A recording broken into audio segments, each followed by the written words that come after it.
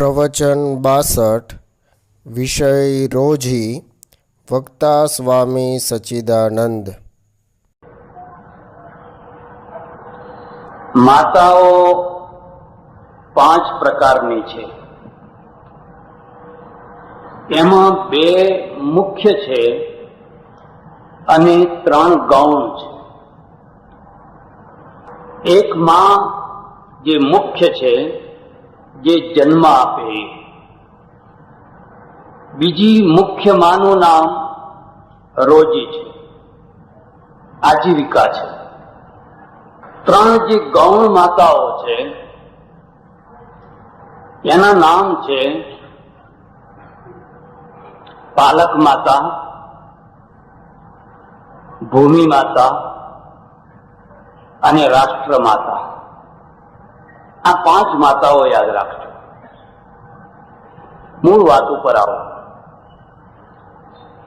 એવું કહેવાય છે પરમેશ્વરે સૃષ્ટિની રચના કરી, માણસને બનાવ્યો, સ્ત્રીને ના બનાવી. તમે સૃષ્ટિ ઉત્પત્તિનું પ્રકરણ વાંચજો. પુરુષ બનાવ્યો પણ સ્ત્રી વિનાનો પુરુષ બનાવ્યો. સ એકાકી ન રમતે અથ દ્વિતીયમ ઐચ્છત. પણ પુરુષ છે એની અંદર હંમેશા અપૂર્ણતા, નીરસતા રહેવા લાગી, એટલે એની પાંસળીમાંથી સ્ત્રી બનાવી, નારીની રચના કરી. પુરુષની પૂર્ણતાને પૂરી કરવા માટે સ્ત્રીની રચના કરી, એટલે જોડકું બન્યું નર અને નારીનું.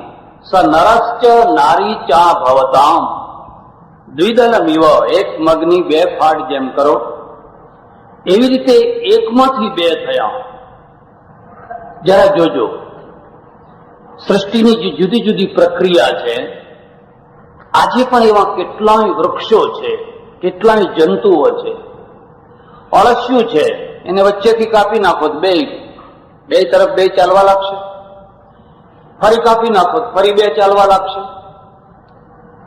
વડનું ઝાડ છે, પીપળનું ઝાડ છે, એવા કેટલાય વૃક્ષો છે. એની ડાળી કાપો, લગાવો, ઉગી નીકળશે. દ્વિદલમિવ, એકમાંથી 2 થયા. મૂળનો હેતુ શું છે? અપૂર્ણતાને પૂર્ણતા તરફ લઈ જવી. પછી સ્ત્રી થઈ, નારી થઈ. પણ નારીએ અપૂર્ણ લાગવા લાગી. એના અંદર પણ એક અસંતોષની છાયા. જ્યારે જુઓ ત્યારે અસંતોષ, અસંતોષ, અસંતોષ. પરમેશ્વરે વિચાર કર્યો, આનો અસંતોષ કેવી રીતે દૂર થાય, આની અપૂર્ણતાને કેવી રીતે દૂર કરાય. એને માતા બનાવી, એને માતૃત્વ આપ્યું. પુરુષની પૂર્ણતા સ્ત્રી છે અને સ્ત્રીની પૂર્ણતા માતૃત્વ છે. એને માતૃત્વ મળ્યું એ ધન્ય થઈ ગઈ. જેને માતૃત્વ ન મળ્યું, એ નગર શેઠની કન્યા હોય કે નગર શેઠની દીકરી હોય કે નગર શેઠની પત્ની હોય કે રાજાની રાણી હોય, સોને મઢેલી હોય કે હાથીની અંબાડી ઉપર ઝૂલતી હોય, પણ એને માતૃત્વ ન મળ્યું હોય તો એ દેરીએ દીવા કરતી હોય. મને સવાશેર માટી આપો, મને સવાશેર માટી આપો, મને સવાશેર માટી આપો. આ સવાશેર માટીની ઝંખના મૂકી કોણે? પરમેશ્વરે મૂકી. એને સવાશેર માટી મળી, બસ તમારી પેઢીઓ તમે જાણો, તમે કેટલું કમાઓ છો, શું કરો છો, કઈ લેવા દેવાની. એટલે આપણે ત્યાં તમારે જોવું હોય તો જોજો, આપણી સંસ્કૃતિ માતૃ સંસ્કૃતિ છે. એટલે આપણે ભારતને માતા કહીએ છીએ. અમેરિકાને કોઈ માતા નથી કહેતો, ઇંગ્લેન્ડને કોઈ માતા નથી કહેતો. કે છે રશિયા માતા કોઈ કહે છે? આપણે જ કહીએ છીએ. આપણે માતૃ સંસ્કૃતિ વાળા છીએ. એટલે પરમેશ્વર છે, એ પરમેશ્વરે આ રીતે સ્ત્રીને માતૃત્વ આપ્યું. અને માતૃત્વનો અર્થ જાણો છો? જેને ખોળો હોય એનું નામ માં. પુરુષ છે ને એની પાસે ખોળો નથી, એની પાસે ગજવું છે ને? એ ગજવામાં હાથ નાખે, 2 રૂપિયા છોકરાને આપે, 5 રૂપિયા છોકરાને આપે, 25 રૂપિયા છોકરાને આપે. સ્ત્રીની પાસે ગજવું નથી. હવે કઈ ગજવા મુકાવતા થયા. પહેલા તમે જૂનો પોશાક જુઓ, હતું ગજવું? સ્ત્રીના ડ્રેસમાં કઈ ગજવું નતું. કેમ ગજવું નતું? એની પાસે અર્થતંત્ર હતું જ નહીં, એનો પૈસો હતો જ નહીં. એની પાસે ખોળો હતો. અને ખોળાનો અર્થ શું થાય? જેમાં વાલ ઉભરાતું હોય એને ખોળો કહેવાય. ખ્યાલ આવે છે? જેમાં વાલ ઉભરાતું હોય એને ખોળો કહેવાય. તમે અનુભવ કરજો, સ્ત્રી જયારે ભગવાનના દર્શન કરવા જાય ત્યારે ખોળો પાથરીને દર્શન કરે છે. કરે છે કે નથી કરતા? આપણે હાથ જોડીને દર્શન કરીએ છીએ, એ આમ ખોળો લાંબો કરીને ખોળો પાથરીને દર્શન કરે છે. એનો અર્થ તમે સમજ્યા છો? એનો અર્થ એ છે, મારા ખોળાને સુકાવા ના દઈશ, મારા ખોળાને હંમેશા વાલથી ઉભરાતો રાખજો. માતૃત્વનું વાલ ઉભરાતું રહે. એટલે આપણા ત્યાં સ્ત્રીની મહિમા છે. પણ કઈ સ્ત્રીની મહિમા છે? જશોદાની મહિમા છે. તમારા ઘરમાં ચિત્ર હશે, એક જશોદા ગાય દોઈ રહી છે અને એક નાનો સરખો કનૈયો છે ને દૂધનો વાટકો લઈને ઉભો છે, આમ લાંબો હાથ કરી. એ આખા ચિત્રમાં ગાય મહત્વની છે, કનૈયો મહત્વનો છે કે જશોદા મહત્વની છે? આખા ચિત્રમાં શું મહત્વનું છે? જેના ઘેર 9 લાખ ગાયો હતી, નંદ બાવાને ઘેર 9 લાખ ગાયો, વલોણાની શેરો વાગેરે લો. એના છોકરાને દૂધ નહીં મળતું હોય? એમાં મહત્વનું છે માતૃત્વ, મહત્વનું છે વાલ. અને એટલે જશોદા મહાન છે. એટલા માટે મહાન છે કે જશોદાએ પોતાના જીવનનું તમામ વાલ કનૈયાના ઉપર ઢોળ્યું. ઢોળી કે ન ઢોળી? એટલે આપણા ત્યાં માતૃત્વ પ્રધાન કલ્ચરની સ્થાપના થઈ. માતૃદેવો ભવ, પછી પિતૃદેવો. ગજવું મહાન કે ખોળો મહાન? ગજવાનો બીજો નંબર. બીજું ગજવાની જરૂર છે, નથી એમ નહીં તો આ ભાઈ ભણી ના શક્યા હોય. એની મહત્તા છે, પણ ગજવાની કિંમત તો ગજવાથી ચૂકવી શકાય. તમે એક માણસ પાસેથી 1000 રૂપિયા લીધા, તમે સમય આવે એટલે વ્યાજ સાથે 1000 ના 2000 પાછા આપી શકો. પણ એક માએ તમને વાલ આપ્યું, વાલ આપ્યું, એના બદલામાં શું આપશો? પૈસા આપશો? એનો બદલો ચૂકવી શકાય ખરો? એટલે આપણા ત્યાં લખ્યું છે, આખી દુનિયા છે, આખી દુનિયા ઉપર તમે રત્નો પાથરી દો, છાબડી બનાવીને, અને એ રત્નો ભરેલી છાબડીને એક પલ્લામાં મૂકો અને બીજા પલ્લામાં માનું વાલ મૂકો. કોણ વધારે નીચું જશે? માનું વાલ વધારે જશે. એટલે આપણે માતૃદેવો ભવ એ રીતે માતાની શરૂઆત કરી. એટલે એક તો માં છે, અને આપણે સ્ત્રીને હંમેશા માતૃશક્તિ તરીકે માતાના રૂપમાં એની પૂજા કરી છે, એનો આદર્શ માન્યો છે. એક એ માં છે, એની ચર્ચા નથી કરવી. તમારે તમને એક ખાસ વાત કહેવાની છે, અને એટલી વાત કહેવાની છે, માં ની આંતરડી કકડાવશો નહીં. આંતરડી તો કોઈની ના કકડાવશો, પણ હવે કકડાયા વિના રહેવાતું જ ન હોય તો બીજી ઘણી જગ્યાઓ પડે છે. અને શું કરીએ, મને સંસ્કાર જ એવા મળ્યા છે તો બધા ઘણી જગ્યાઓ પડી છે.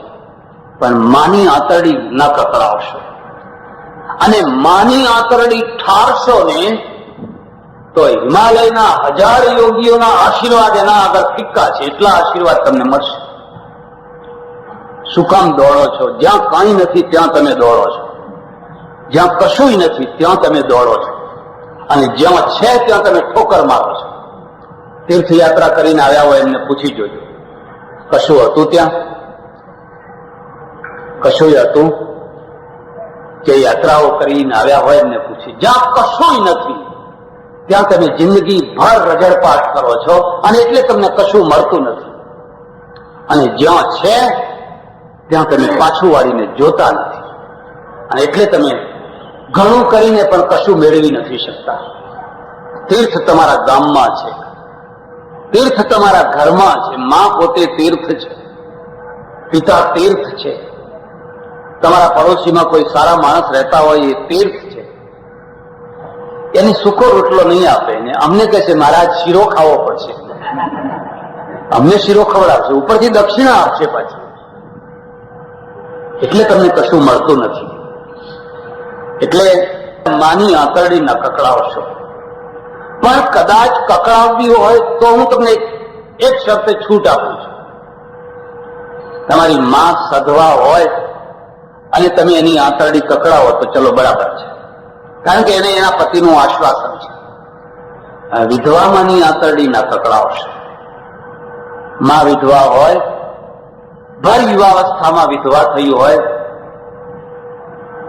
જોબન છલકાતું હોય, જોબનના આકર્ષણો હોય, એના વેગો હોય, એની વેદના હોય, એ બધાના વચ્ચે તમને ઉછેરીને મોટા કર્યા છે.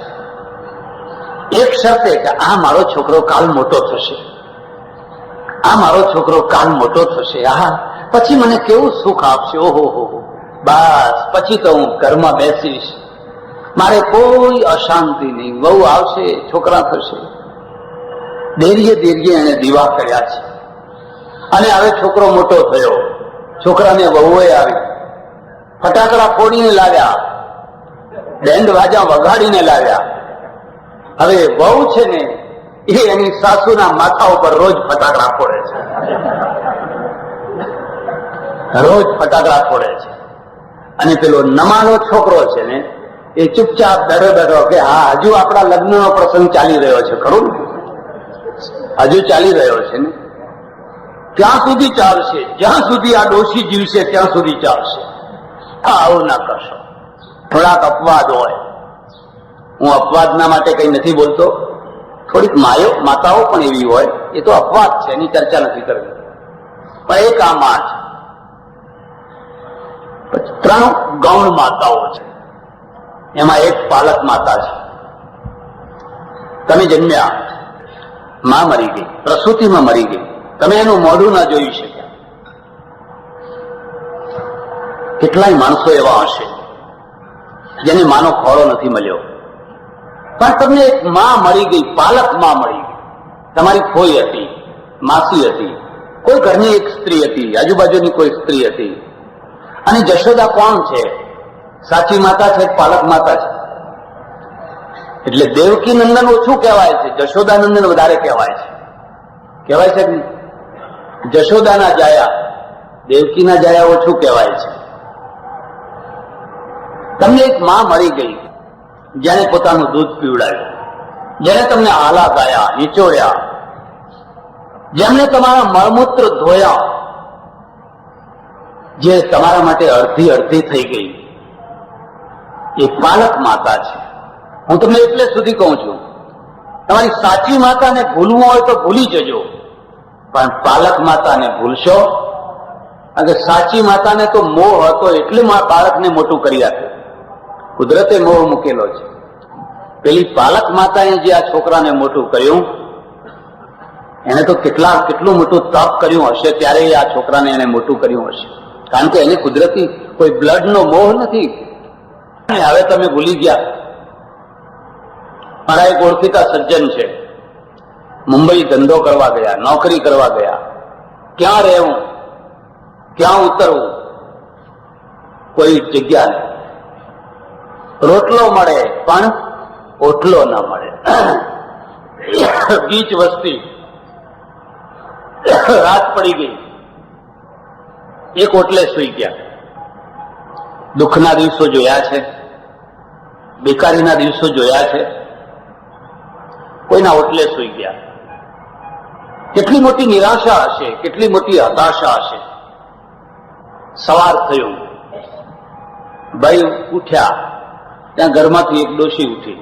એ ઘરમાં એક ડોશી, એક બેન રહે. એને બહાર આવીને જોયું તેના ઓટલા ઉપર કોઈ સુઈ. મરાઠીમાં પૂછ્યું, કોણ છે, કેમ સૂતો છે? આ મરાઠી સમજે નહીં. એને કહ્યું, હું ગુજરાતી છું. અને નોકરી ધંધા માટે આવ્યો છું, સુવાની કોઈ જગ્યા ના મળી એટલે અહીં સૂતો છું. પેલી ડોશી છે ને એને કહ્યું, ચિંતા ના કર બેટા, આ તારું ઘર છે. તમે જાણીતા માણસને આશરો નથી આપતા તો અજાણ્યાને તો શું આપવાના હતા? આપો છો જાણીતા માણસને આશરો? તમારો ઓળખીતો જાણીતો માણસ આવે ને તો જાળીએથી જય શ્રી કૃષ્ણ કરી દો. ના ના નથી, એ તો ગયા છે. તો ઘર તો લઈને નથી ગયા ને, જાળી તો ઉઘાડો. તમે જાણીતા માણસોને આશરો નથી આપતા તો અજાણ્યા માણસમાં તો તમને ચોર જ દેખાશે. ચોર ચોર ચોર ચોર, આખી દુનિયામાં તમને ચોર જ ચોર દેખાશે. મેં મારી જિંદગીનો અનુભવ કર્યો આટલે સુધી. આ દેશમાં રખડ્યો, પરદેશમાં રખડ્યો. મને આજ સુધી ખરાબ માણસો બહુ ઓછા મળ્યા છે, સારા માણસો જ વધારે મળ્યા છે. તમને કેવા મળ્યા છે? ખરાબ જ ખરાબ મળ્યા છે? મને સારા જ માણસો વધારે મળ્યા છે. પૈસા ખૂટી પડે તો પૈસા આપનારા છે, ખાવાનું નથી તો ખવડાવનારા છે, મદદ કરનારા જ માણસો મળ્યા છે. ખોટી બૂમો પાડો છો, દુનિયા બગડી ગઈ છે, દુનિયા બગડી ગઈ છે. દુનિયા બગડી નથી ગઈ, દુનિયા સુધરી ગઈ છે. મારી વાત ઉપર તમને વિશ્વાસ નહીં આવે. હા, કંઈક અંશ અમુક બાબતનો બગડ્યો એ વાત સાચી છે, પણ દુનિયા સારી છે, ખરાબ નથી. અને પેલી જે મરાઠી બાઈ, અજાણી બાઈ, એને આ છોકરાને આશરો આપ્યો. આ છોકરો હિંમત વાળો, સાહસ વાળો, નોકરી ધંધો શરૂ કર્યો. 5 વર્ષ 7 વર્ષમાં જોત જોતામાં પૈસાદાર થઈ. એને જયારે ગામમાં હાઈસ્કૂલ બાંધી, સારામાં સારી રકમ આપી અને એને કહ્યું, આ હાઈસ્કૂલના ઉપર મારી પાલક માતાનું નામ મૂકવાનું છે. જેણે મને ઓટલામાંથી મને સ્વીકાર્યો હતો એ મરાઠીબાઈનું નામ. તમે આવું કંઈ કર્યું છે? તમારા હાલા ગવડાવનાર, તમારા હિંચોળનાર, તમને ઉછેરીને મોટા કરનાર જે તમારી પાલક માતા હતી, એને કોઈ દિવસ સાડીએ લીધી છે? બસ ભૂલી ગયા. હું કોણ ને તું કોણ. કમાઓ ને ખાઓ ને ઊંઘો, રસ રોટલી કરો ને મજા કરો. શૈતાનને કઈ શિંગડા નથી હોતા, રાક્ષસને કઈ શિંગડા નથી હોતા. અને માનવતા પ્રગટાવવી એનાથી મોટો કોઈ ધર્મ નથી. યાદ કરો, જે તમને બચપણમાં તમને માનું સુખ આપનાર છે એ સ્ત્રીઓને યાદ કરો, એને સાડી આપો, એને કંઈક આપો. બસ યાત્રાએ જતી હોય ને એની સ્થિતિ સારી ના હોય તો બસનું ભાડું ભરી દો, જાઓ તમે યાત્રા કરો. મારા તરફ ઇન્કમટેક્સના સાહેબોને કેમ જે માગો એ આપે છે?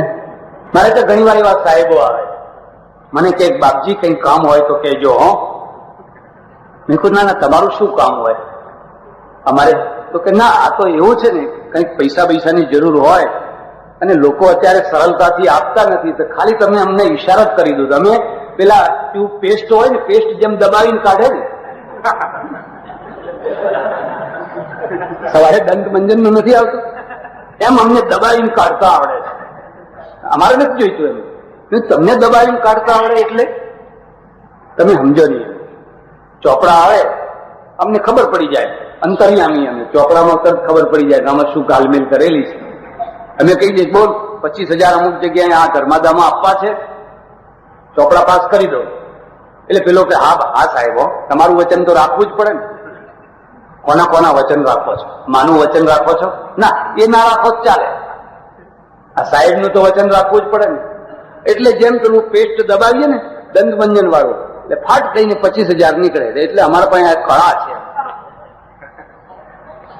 મારે એવા નથી જોઈતા, અમારે એવા નથી જોઈતા. અમારા ધર્મસ્થાન આવા પૈસાના કારણે નમાલા,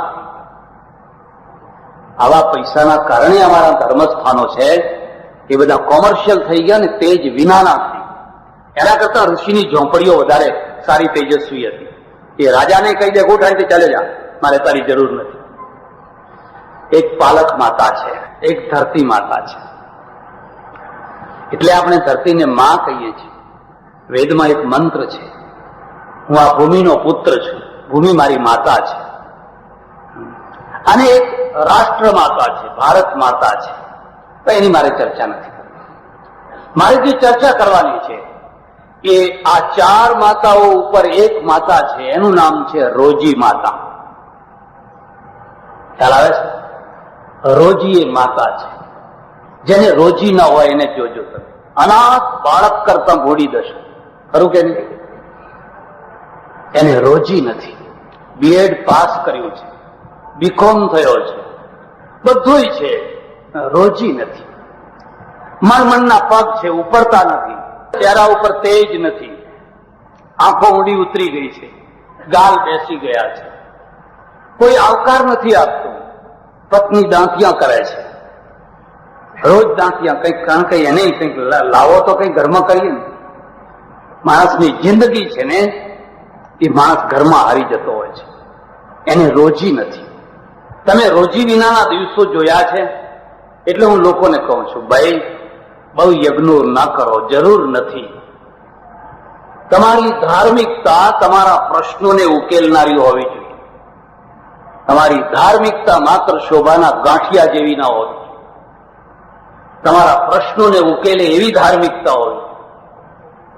પાર વિનાના યજ્ઞો કર્યા, પાર વિનાની સપ્તાહો કરી, ધમા ચકર કરી નાખ્યા. તમારા પ્રશ્નો કોઈ ઉકેલે છે? પ્રશ્ન શું છે? પેટનો પ્રશ્ન છે. આ 85 કરોડનો દેશ, બેકાર માણસો, ભૂખ્યા માણસો, રોજી વિનાના માણસો, ટળવળતા માણસો. મારે આશ્રમમાં એક બ્રહ્મભટ્ટ આવ્યા. મને કે મહારાજ એક યજ્ઞમાં તમારે આવવાનું છે, તમારી અધ્યક્ષતામાં કરવાનો છે. મેં કહું હું નહીં આવું. હું તો જઉં તો મને દક્ષિણા મળે, આવી ગાદી ઉપર બેસાડે. પણ હમણાં હું નર્મદા બાંધ જોવા ગયો. સંદેશમાં લેખ આવે છે, વાંચો છો? વાંચજો તમે. મેં જોયું, ઓહો, એટલો વિશાળ બાંધ બંધાઈ રહ્યો છે. એ તો નજરે જુઓ તો ખ્યાલ આવે. પણ એ બાંધ મજૂરો નથી બાંધતા. મજૂરો નથી બાંધતા. 5-10 એન્જિનિયરો બાંધે છે, ઓફિસમાં બેઠા બેઠા બાંધે છે. મજૂરો તો માત્ર કોન્ક્રીટનો ઢગલો કરે છે. અહીં ઢગલો કહો તો અહીં કરે, અહીં કહો તો અહીં કરે, અહીં કહો તો અહીં કરે. કાલ બાંધ તૂટે ને તો કોઈ એમ ના કે મજૂરો એ બાંધ તોડી નાખે. મજૂરો તો માત્ર ઢગલો કરનારા છે. પેલા ઓફિસમાં બેઠેલા છે ને, જે કાગળ ઉપર લીટા દોરે છે, જે ડિઝાઇનર છે, જે પ્લાન મેકર છે, એ લોકો બાંધ બાંધે છે. એક બાંધ એવો હોય, એક પુલ એવો હોય, લકડીઓ પુલ છે ને અમદાવાદમાં, એલિસ બ્રિજ, 100 વર્ષ પૂરા થયા. કોઈ કાંકરી ખરી છે? બીજા પુલ બાંધ્યા, આ તરફ ઉદઘાટન કરવાનું, કાલથી રિપેરિંગ કામ ચાલુ કરો. હજુ વર્ષે નથી થયું, રિપેરનો ખર્ચો ચાલુ. બેમાં ફરક શું છે? બંનેમાં શું ફરક છે? એન્જિનિયરનો ફરક છે કે નહીં? એન્જિનિયરનો ફરક છે. એટલે એક એન્જિનિયર છે, એની વસ્તુ 100 વર્ષ પછી પણ એવી ને એવી રહે છે. બીજો એન્જિનિયર છે, એની વસ્તુ તરત જ તૂટવા માંડે છે. જેવું નર્મદાના બાંધનું છે, જેવું પુલોનું છે, એવું જ સમાજનું છે, એવું જ ધર્મનું છે. ધર્મનો પણ એક એન્જિનિયર હોય છે. ધર્મનો પણ, સમાજનો પણ એક એન્જિનિયર હોય છે. અને એ ઓફિસમાં બેઠા બેઠા લીટા ખેંચતો હોય છે. એ ઓફિસમાં બેઠા બેઠા જે લીટા ખેંચ્યા છે ને, એનું નામ શાસ્ત્ર છે. એ શાસ્ત્ર બને છે. જો એ લીટા સારા ખેંચ્યા હશે તો સેંકડો વર્ષ પછી પણ તમારા સમાજને, તમારા ધર્મને આંચ આવવાની.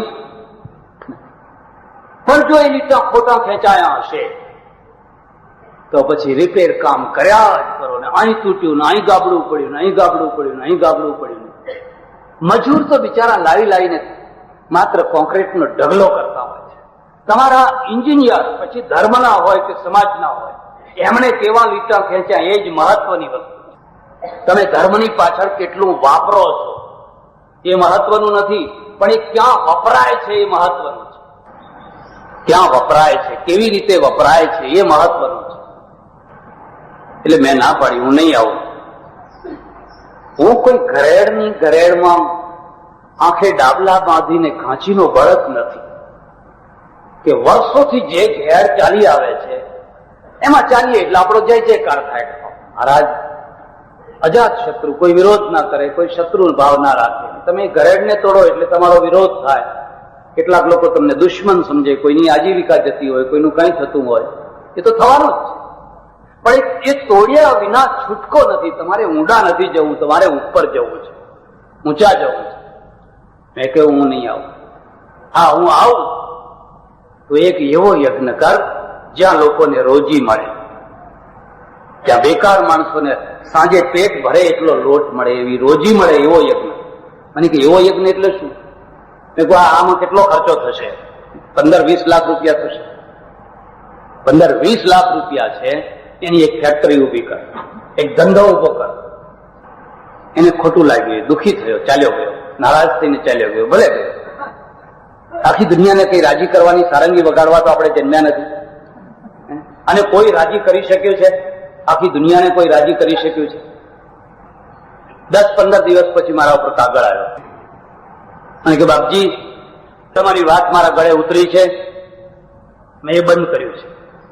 વટવામાં એક ફેક્ટરી ખોલવાની વાત શરૂ કરું છું. એને ફેક્ટરી શરૂ કરી. 3 વર્ષે ફરી આવ્યો. મને કે 200 માણસ ફેક્ટરીમાં કામ કરે છે અને 200 માણસને મેં મારા કુટુંબી માન્યા છે. નોકરો નથી માન્યા, મારા કુટુંબી માન્યા છે. મેં કહું હવે તું મને એ ફેક્ટરીના ઉદઘાટનમાં લઈ જા, એ ફેક્ટરીમાં લઈ જા, હું ખુશીથી આવીશ. કારણ કે એ રોજી આપે છે. એ થોડાક માણસોના જીવનના પ્રશ્નને હલ કરે. સાંજે 1 તારીખે પુરુષના ગજવામાં 1000 રૂપિયા હોય અને ઘેર જતો હોય, એનો ચહેરો તમે જોયો? એના ચહેરા ઉપર એક તેજ. એની પત્નીને કે લે તેલ લઈ આવ, ઘી લઈ આવ, ફળ લઈ આવ, આ લઈ આવ. હવે પેલો બિચારો 2 વર્ષથી બેકાર છે, દેવું થઈ ગયું છે, કોઈ ઉધાર આપતું નથી. એની દશા કેવી હશે? તમારા દેશમાં કેટલા માણસો મરી રહ્યા છે, જીવતા જીવતા મરી રહ્યા છે. તમે એ પ્રશ્નને હલ કરો અને કરી શકો એમ છો. નહીં એમ નહીં, કરી શકો એમ છો. એટલે રોજી છે ને એ માં છે. કેમ માં છે? કારણ કે માના 2 અર્થ છે, જે પોષણ આપે અને જે વહાલ આપે. એનું નામ માં કહેવાય. માં પોષણ આપે છે દૂધથી અને પ્રેમથી વહાલ આપે છે. તમારી પાસે આજીવિકા છે, તમારી પાસે રોજી છે, એટલે એક તો તમને પોષણ મળવાનું, અને પોષણ મળવાનું એટલે વહાલ મળવાનું. ઘરના માણસો વહાલ ક્યારે કરતા હોય છે? ગજવામાં પૈસો હોય ત્યારે. તમે ગમે એવા રૂપાળા હો, ગમે એટલા સારા સ્વભાવના હો, પણ પૈસા વિનાના હો એટલે પેલી સ્ત્રી જેમ કે મારા બાપે કુવામાં નાખવાની જગ્યાએ તમારા ગળે બાંધી. એ બિચારી કેટલા દિવસ સુધી બધું એ કંટાળે, ત્રાસે તમારાથી. છોકરા ત્રાસે. બેકારી જેવો કોઈ દુશ્મન નથી, બેકારી જેવો કોઈ શત્રુ નથી, અને એનો ઉપાય રોજી છે. એટલે હું લોકોને ખાસ કહું છું, ભાઈ જિંદગીમાં બીજું કશું ના કરો તો કઈ નહીં, 5 માણસને રોજી અપાવો બસ. 5 છોકરાઓ, તમારા કુટુંબના છોકરાઓ, બીજાને નહીં. બીજાને અપાવો તો ઘણી સારી વાત છે, પણ તમારા કુટુંબના છોકરાઓને તમે રોજી અપાવજો.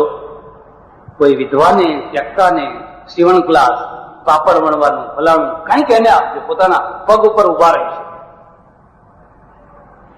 આ રોજીના 4 પ્રકાર છે. યાદ રાખવા હોય તો રાખી લીધો. 4 પ્રકારે રોજી આવે છે. આજીવિકા, આરામની રોજી લખી લીધું. રોજી તો ખરી, પણ કેવી રોજી છે?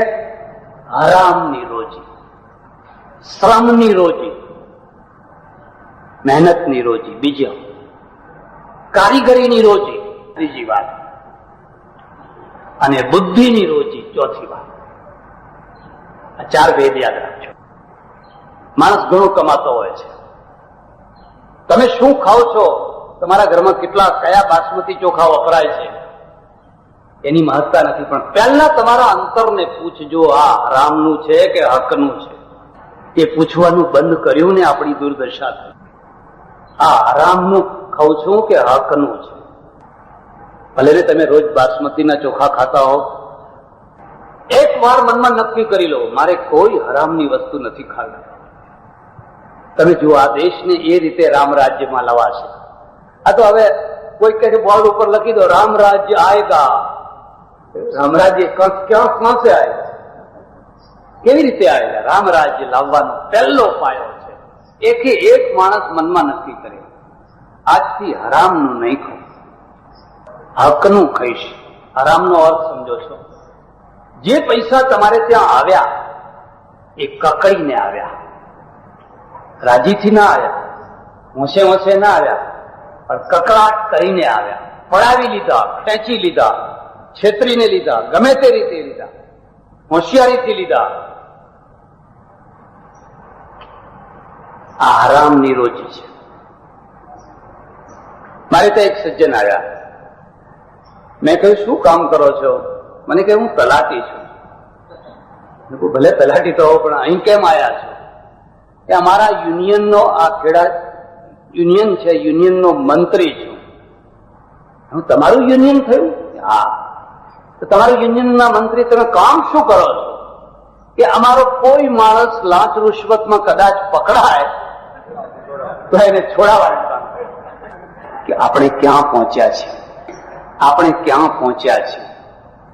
હવે એક તરફ આ વાત છે, આ તો બહુ નાના સ્તરની વાત છે, પણ જેમ ઊંચા સ્તરે જતા જાઓ બધે આની આ દશા છે હે બધે. અને જે હકનો પૈસો ખાતો હશે ને એને તો લોકો વેદીઓ ગણતા હશે કે આ તો મૂર્ખ છે, આને આવડતું જ કમાતા જ આવડતું નથી. એક ઓફિસમાં 50 માણસો કામ કરતા હોય, એમાં એક માણસ એવો હોય કે મારે પૈસો પગાર મને ઘણોય મળે છે, એને તો લોકો બધા ઉપરથી એને જીવવા નહીં દે. હા, દિવાલ ઉપર લખ્યું સતયુગ આયેગા, કરો ટીલા, કરો ટપકા, નાખો માળાઓ, કરો ગરુ કરાવવા છે, ગરુ કરાવવા છે, બીજી વાત નહીં, ગરુ કરાવવા છે, કરાવો ગુરુ. ભીડ ભીડ ને ભીડ, ચારે તરફ જ્યાં જુઓ ત્યાં ભીડ ભીડ ને. પણ કોઈ ગુરુ પોતાના કોઈ શિષ્યને કદી પૂછે છે કે બેટા તું હકનું ખાય છે? ગુરુ કહે છે તું જે કરે એમાં મારો ભાગ લાવજે, થોડું તારું ને થોડું મારું, એટલે તારું બધું ધોઈ જશે.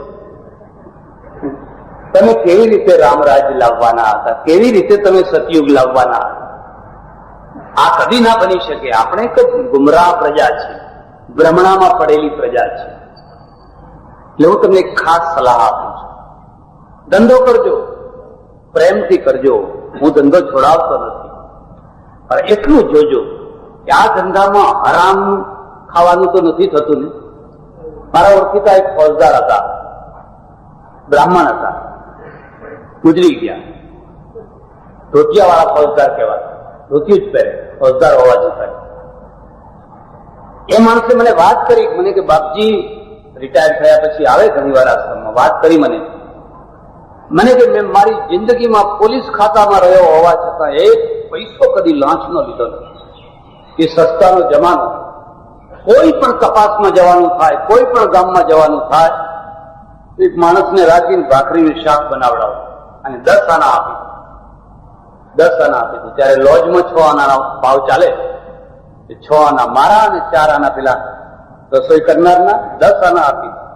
કોઈ ગમે એટલું કે મારે ત્યાં ખાઓ, મારે ત્યાં ખાઓ, વાત નહીં કરવાની, મારે મારો પગાર ખાવો છે. કેટલી મોટી ખુમારી, કેટલી મોટી ખુમારી. એ માણસે મરતી વખતે જે વિલ કર્યું, એટલું સરસ વિલ કર્યું. એના 3 છોકરાઓ, ત્રણેય સુખી, બાપા બાપા બાપા કરતા હોય. મારો અનુભવ છે, પૈસાદારના છોકરા, એમાંય પણ ખોટા ધંધા કરીને પૈસાદાર થયેલા માણસોના છોકરાઓ કોઈ દિવસ પિતૃભક્ત નથી હોતા, કોઈ દિવસ માતૃભક્ત નથી હોતા. એમનું ચાલે તો એ ઘરને જ 5 સ્ટાર હોટલ બનાવી દે એવા હોય છે. આ તમારે અનુભવ કરવો હોય તો કરી દેજો. માતૃભક્ત ને પિતૃભક્ત છોકરા કોના ત્યાં થતા હોય છે? જેના બાપ પાસે, જેની મા પાસે કઈ આદર્શ હોય છે. અને છોકરાને કહે બાપા તમારી જે ઈચ્છા હોય એ હું પૂરી કરીશ. એ માના નામે એક બાળ મંદિર બાંધતા હોય છે, માનો ફોટો મૂકતા હોય છે, બાપનો ફોટો મૂકતા હોય છે. કારણ કે વારસામાં આપવા જેવી વસ્તુ છે એકલો પૈસો નથી, પૈસા કરતા મોટી વસ્તુ છે એ સંસ્કાર છે. અને સંસ્કાર વાણીના સંસ્કાર નહીં. હું ઘણી વાર લોકોને કહું છું તમને એવી માં મળી છે, ભલે અભણ હોય, જેને જમતા જમતા પોતાની થાળી કોઈને આપી દીધી હોય, એ આંગણે આવેલાને કઈ ને કઈ આપ્યા કરતી હોય, એવી માં મળી છે તમને? એવી માં મળી છે જે જમતા બેસતી વખતે પહેલું કહે, જા છોકરા પેલું બારણું બંધ કરી આપ, પેલા બારણું આડું કરી આવે. એવા સંસ્કાર નાખ્યા છે. જો પેલો આવ્યો, જા જા જા, અંતાડી દો અંતાડી દો. તમને કશું નથી મળ્યું, તમને કઈ નથી મળ્યું. એટલે એક રોજી છે, એ રોજી તો આરામમાંથી આવતી હોય છે. માણસ લલચાઈ જતો હોય છે, માણસ ફસકાઈ પડતો હોય છે. પણ એક બીજી રોજી છે, એ શ્રમની રોજી છે. મહેનત કરે, મજૂરી કરે, કોદાળી લે, પાવડો લે, ખેતરમાં જાય. મેં આ પટેલોને જોયા છે, આમના ગામડા જોયા છે, આમના ખેતરો જોયા છે. કિચુડ કિચુડ કિચુડ કોષ ચલાવે જરા, પરોળીએ ઉઠે, આખું ઘર મહેનત કરે, આજે મહેનત કરે. મારે આશ્રમમાં લક્ષાધિપતિનો છોકરો આવ્યો હોય, પટેલ હોય, અને હું એને તો હેડ આપણે આ ખાડા કર, આ તગારા ઉચકો, તરત લાગી જાય કામે. બહેનો આવી હોય તરત કામે લાગી જાય. અમુક બીજા લોકો આવ્યા હોય, એમનું પહેલું ધ્યાન પ્રસાદના ડબ્બા ઉપર હોય. છોકરા આવ્યા હોય, પ્રસાદ આપ્યો ને ભાગ્યા ને સીધા. હું સમજી જાઉં કે આ પ્રસાદના જ ભોગી છે, પ્રસન્નતા નહીં મળે. આ પ્રજા લીલી કેમ થઈ, આ પ્રજા સુખી કેમ થઈ? કારણ કે મજૂરી કરી. પણ મજૂરીની જે રોજી છે ને, એ પેટ પૂરતી છે, એથી વધારે નહીં. કોદાળીને પાવડો ચલાવનાર કદી બેંક બેલેન્સ કરનારા થયા તમે જાણ્યા છે? બેંક બેલેન્સ ના હોય, ખેત મજૂર હોય કે બીજા મજૂરો હોય, અને ખેડૂતો તો આજે, અને આજે ખેતીના કારણે નહીં, બીજા પૂરક ધંધાના કારણે. એટલી ખેતી હોય તો તમારી શું દશા? 1000 ફૂટે પાણી ગયું, 2 લાખ રૂપિયાનું ટ્રેક્ટર રોકડે લાવવાનું, ડીઝલ રોકડે લાવવાનું, ચલાવવાનું ઉધાર, ને પછી ઉધાર ચલાવો એટલે પેલા પૈસા આપે. ખેતીમાંથી લીલા નથી થયા લોકો, લીલા થયા કોઈ ગંજ બજારમાં ગયા, કોઈ ડોક્ટર થયા, કોઈ પ્રોફેસર થયા, કોઈ કઈ થયો, કોઈ પ્રદેશમાં ગયા, એના કારણે.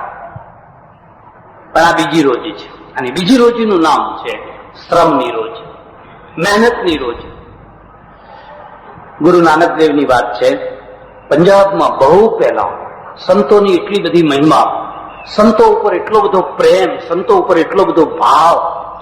ગામે ગામની બહાર 2-4 કુટિયાઓ બાંધી રાખી, તાળા વિના. એને તાળા ના હોય, કોઈ પણ વહેલા મોડો સંત આવે ને ત્યાં ઉતરે, ગામમાં ખબર પડે એટલે રોટલો આપ્યા.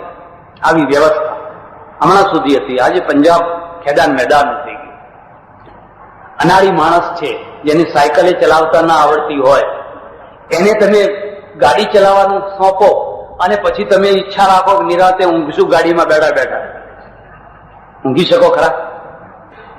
અનાળી લોકોના હાથમાં શાસન ગયું, અંગ્રેજોએ રાજ કર્યું. કેમ કે કાબુલથી માંડીને બર્મા સુધી, લાસાથી માંડીને કોલંબો સુધી, કેમ અશાંતિ નથી? આટલી એસઆરપીઓ ક્યાં હતી? આટલી મિલિટરી ક્યાં દોડાવતા હતા? આટલી ગુંડાગીર્દી ક્યાં હતી? આટલા તોફાનો હતા? કેમ? આપણે કેમ નથી સંભાળી શકતા? નથી આવડતું ત્યારે ને. એટલે નાનકદેવ પહેલી શરૂઆતની જિંદગીમાં, અને માણસની શરૂઆતની જિંદગી તપની હોય છે, ત્યારે લોકો ઓળખતા નથી હોતા. ઓળખવાના દિવસો વીતી જાય પછી ઓળખો ને, એની કોઈ કિંમત. બીજનો ચંદ્ર છે ને, એના દર્શન હોય, પૂનમના ચંદ્રના દર્શન ના હોય. બીજના ચંદ્રના દર્શન કોણ કરી શકે? જેને મોતિયો ના આવ્યો હોય. મોતિયાવાળા કરી શકે? જેને મોતિયો ના આવ્યો. આ બીજ જ એક દાડો પૂનમ થવાની છે, અને પૂનમ થશે એટલે આખી દુનિયા જોવાય. પૂનમના ચંદ્રને કેવું પડે, જો આ પૂનમનો ચંદ્ર છે, એ તો પૂનમનો છે.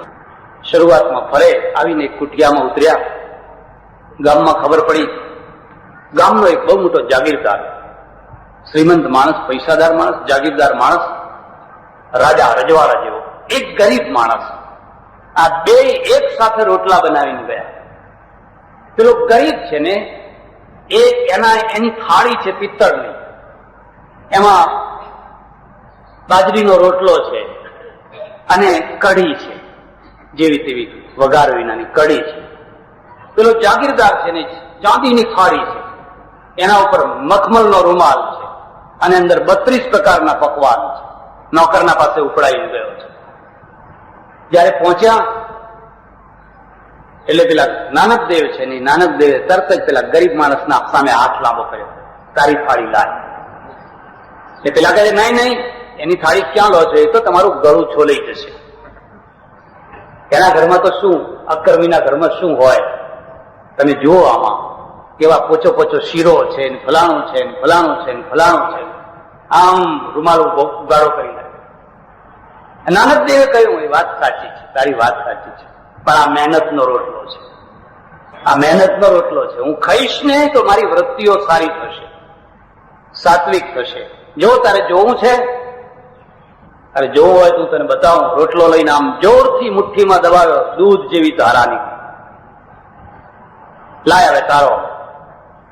આમ દબાવ્યો તો લાલ લોહીની ધારા નીકળી.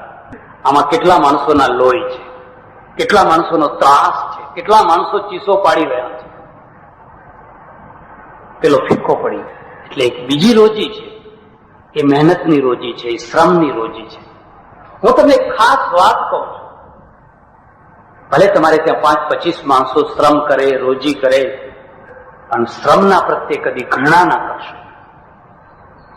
શ્રમના પ્રત્યે કદી ઘૃણા, પરદેશમાં શ્રમને માને છે, આપણે ઘૃણા કરીએ છીએ. મજૂરિયા મજૂરિયા મજૂરિયા, મજૂરણ બાઈ આવીએ છે, મજૂરણ. મને એક ભાઈઓ મળ્યો, મને કે स्वामी શું વાત કરું, पेट के लिए आए हैं, बाकी यहां आने जैसा नहीं है. મેં કહ્યું કેમ, શું થયું? તો કે હું સવારે દૂધ આપવા જાઉં ને, આ ભૈયા લોકોને દૂધ આપવાનું કરે ને, તો એક બંગલામાં દૂધ આપવા ગયો, ઘંટડી વગાડી, એટલે અંદરથી એક બેબી આવી, આવડી નાની. એની મમ્મીએ પૂછ્યું, બેબી જો ને કોઈ માણસ આવ્યો છે? એટલે બેબી જઈને કહે છે, ના મમ્મી, કોઈ માણસ નથી આવ્યું, ભાઈઓ આવ્યો છે. માણસ નથી આવ્યું, પણ તો હમ લોગ માણસ ભી નહીં. અરે અમે દૂધ વેચવાનો ધંધો કરીએ છીએ, તો અમને માણસમાં ગણવા તૈયારી નથી. પેલી છોકરી કહે છે, ના એક ભાઈઓ આવે, માણસ નથી આવ્યો. મજૂરોનું અપમાન. આવનારો યુગ કોનો છે ઓળખો. આવી ગયો કે ના આવી ગયો? જમાનો બદલાયેલો દેખાય છે. એક સમય હતો, અમદાવાદ, આખું અમદાવાદ 4 શેઠિયાઓની મુઠ્ઠીમાં હતું કે નહીં? એ 4 શેઠિયાઓ જે ધારે એ અમદાવાદમાં કરી શકે. આજે 4 શેઠિયાઓની મુઠ્ઠીમાં અમદાવાદ છે. આજે તો 4 મજૂર નેતાઓની મુઠ્ઠીમાં છે. એ જે ધારે એ કરી શકે. કરી શકે કે ના કરી શકે? ખોટું ખરું જે કરવું હોય કરી શકે કે ના કરી શકે? યુગને ઓળખો, સમયને ઓળખો, તમે ધિક્કારો નહીં. એક માણસ પરસેવો પાડે છે, એની કદર કરો, એની કિંમત કરો. પણ એના ઉપર એક બીજી વાત છે. એક માણસ રોજી છે, કારીગરીની રોજી છે. તમારે ત્યાં કારીગરોને માન છે નહીં, વસવાયા. કેવો સમાજ રચ્યો. જ્યારે પરદેશમાં જે એન્જિનિયર કહેવાય, જે આર્કિટેક્ટ કહેવાય, જે ડિઝાઇનર કહેવાય, સમાજનો સૌથી ઉપરનો વર્ગ છે, એ આપણા ત્યાં વસવાયા. એને એ જમાનામાં એક નાનું સરખું મશીન બનાવ્યું પોતાની જાતે, રૂ પીલવાની પોતાની જાતે, ચરખો બનાવ્યો. એમાં રૂ નાખો, કપાસ નાખો, એક તરફ રૂ નીકળે, બીજી તરફ કપાસિયા નીકળે. કે રાજા પાસે લઈને ગયો, રાજા ઇનામ આપ્યું, વાત પૂરી થઈ. એની બુદ્ધિ આગળ ચાલી ખરી. આ બોગડો અમેરિકામાં જન્મ્યો હોત તો એની બુદ્ધિનો વિકાસ, એની કદર થાત કે ના થાય? કશું નહીં. બોગડો કેવો પડ્યો, બોગડો કેવો પડ્યો, બસ બોગડો કેવો પડે, બરાબર. તમે કદી પણ જે કારીગર વર્ગ છે, કારીગર વર્ગને તમે કેટલું માન આપો. તમે ઇટાલીમાં જાઓ, પૂતળા જુઓ, પૂતળા ઉપર લખ્યું હોય એનો ઘડનાર Michelangelo, Michelangelo, Michelangelo, Michelangelo. આખી દુનિયામાં માઇકલ એન્જેલો. એટલા બધા પૂતળા, એટલા બધા, ઓહો, કઈ કળા, કઈ કળા, કઈ કળા. મોટામાં મોટું ભવન હોય, એ ભવનની અંદર એનો ડિઝાઇનર કોણ હતો, એનો આર્કિટેક્ટ કોણ હતો, એનો એન્જિનિયર કોણ હતો, એના મોટા અક્ષરે નામ લખેલા. તમારે ત્યાં તાજમહાલમાં એના ડિઝાઇનરનું નામ લખેલું છે. તાજમહાલ કોણે બાંધ્યો? શાહજહાંએ બાંધ્યું. અરે શાહજહાંએ તો પૈસા આપ્યા, પણ એનો બાંધનાર કોણ છે? એ આખું જે સૌંદર્ય ભરેલું જે મકાન છે, કોના મગજમાં આવ્યું, કોને ડિઝાઇન બનાવી? હું તમને ભલામણ કરું છું, તમે કોઈ વાર પણ કોઈ મંદિર, કોઈ મોટી શિલ્પ જોવા જાઓ તો એના સ્થાપત્યને જોજો. તમને ઘણાને ખબર નહીં હોય, તાજમહાલમાં આરસપાનના પાછળ જેટલો પૈસો ખર્ચાયો છે એથી વધારે એના પાલક પાછળ ખર્ચાયો છે. ખબર છે તમને? 150 ફૂટ ઊંડા પાયા છે, 150 ફૂટ. 400 વર્ષમાં કેટલા ધરતીકંપ આવ્યા હશે? અને 150 ફૂટ નીચે પાયા છે, એ આખા પાયા લાકડા ઉપર છે, પતરા ઉપર નથી. ચોથીન જે આ કાશ્મીરમાંથી બીમ મોટા મંગાવીને આખા બી, અને એ બીમને એવો કલર કરેલો, એવું કેમિકલ લગાવેલું છે કે 150 વર્ષ પછી પણ એવા ને એવા છે. એ માણસનું નામ છે, ખબર છે કે આ કોણે બીમ નાખ્યા છે? કેમ? વસવાયા. એ તો વસવાયા, સુથાર, છોલે દામકી લે. તમે કદી એની કિંમત કરી શકે, કદર કરી શકે? દેલવાડાના બેરા જોવા જાઓ, કે પછી દક્ષિણના ગોપુરમ જોવા જાઓ, કે સૂર્ય મંદિર જોવા જાઓ, એ ઝુમ્મરો કોતરનાર કોણ છે? કોઈ જગ્યાએ નામ છે? વસ્તુપાળને કંઈક પણ ખરા તો પૈસો આપનાર છે. અને પેલી ઝીણી ઝીણી છીણીઓ લઈ અને એ ઝુમ્મરોની નકલ આજે આટલા વિજ્ઞાનના વિકાસ પછી પણ કરી શકાતી નથી. જઈને જોવું હોય તો જૂના જોજો, અને હમણાં નવા બનાવેલા છે, બેમાં ફરક લાગે છે. તમે એની શું કદર કરી, શું કિંમત કરી? ના કરી એના આ પરિણામ તમે ભોગવો. તમારો આખો સમાજ રચનાનો એન્જિનિયર ખોટો, સમાજ ધર્મ રચનાનો એન્જિનિયર ખોટો, એટલે ગુલામ થયા. એટલે તો તમારે માર ખાવી પડી, અને આજે બહુમતીમાં હોવા છતાંય માર ખાવ છો. તમારા એન્જિનિયર જ ખોટા. જે માણસને ઊંચે બેસાડવો છે એને તમે ઠોકરમાં બેસાડ્યો છે. એટલે એક બીજી રોજી છે, અને એ છે કારીગરીની રોજી છે. એની પાસે મસ્તિષ્ક છે, એ તો કેટલો, એનો કોઈ પાર નથી. તમે કારીગર છો તો તમે આ દેશના બ્રહ્મા છો, સ્થપતિ છો, કોઈ સોમપુરા છો, કોઈ કાંઈ છો, કોઈ કાંઈ છો. એક ત્રીજી રોજી છે, ચોથી રોજી છે, અને એને હું બુદ્ધિની રોજી કહું છું. બુદ્ધિની જેમ જેમ તમારી કક્ષા ઉપર ચડી જાય એમ રોજીનું પ્રમાણ મોટું થતું જાય. મજૂરી કરીને કેટલું કમાશે? 20 રૂપિયા, 25 રૂપિયા, 30 રૂપિયા. એક વકીલ છે સુપ્રીમ કોર્ટમાં, 1 કલાકના 10,000 રૂપિયા લે છે. લે છે કે નથી લેતું? અને છતાંય મળતો નથી, ટાઈમ નથી મળતો. એ શાની રોજી છે? બુદ્ધિની રોજી છે. તમારા દેશમાં બુદ્ધિ વાળા માણસોનું પ્રમાણ કેટલું છે? મજૂરી કરીને જીવનારો વર્ગ કેટલો છે? કારીગરી કરીને જીવનારો વર્ગ કેટલો છે? મજૂરી ના કરે, કારીગરી ના કરે, પેલું ના કરે, અને હરામીથી જીવનારો વર્ગ કેટલો છે? મારા ઓળખીતો એક સજ્જન છે. હવે એને હું તો સજ્જન, બધાને સજ્જન જ કહું છું. તમારે જે નામ કેવું હોય કહેજો. મેં કહ્યું શું હમણાં શું કામકાજ કરો છો? મને કે હમણાં તો સિઝન આવી છે. બીજું શાની સિઝન આવી છે? મને કાંઈ ચૂંટણીઓ નથી આવી, આપણે તો 12 મહિનાના રોટલા કરી લેવાના. ને હું તો ઈચ્છું છું દર વર્ષે ચૂંટણીઓ આવે એટલે આપણે બીજે કઈ ફાંફા મારવા પડે. એટલે એમાં ચૂંટણીમાં તારે રોટલાના કેવી રીતે? અને કે કેમ? કોઈની જીપમાં બેસી જવાનું અને કહી દેવાનું કે આ ગામ મારી મુઠ્ઠીમાં છે, આ લોકો મારી મુઠ્ઠીમાં છે, આ મારા હાથમાં છે, આ મારા હાથમાં છે, એમ બધું કહી દેવાનું.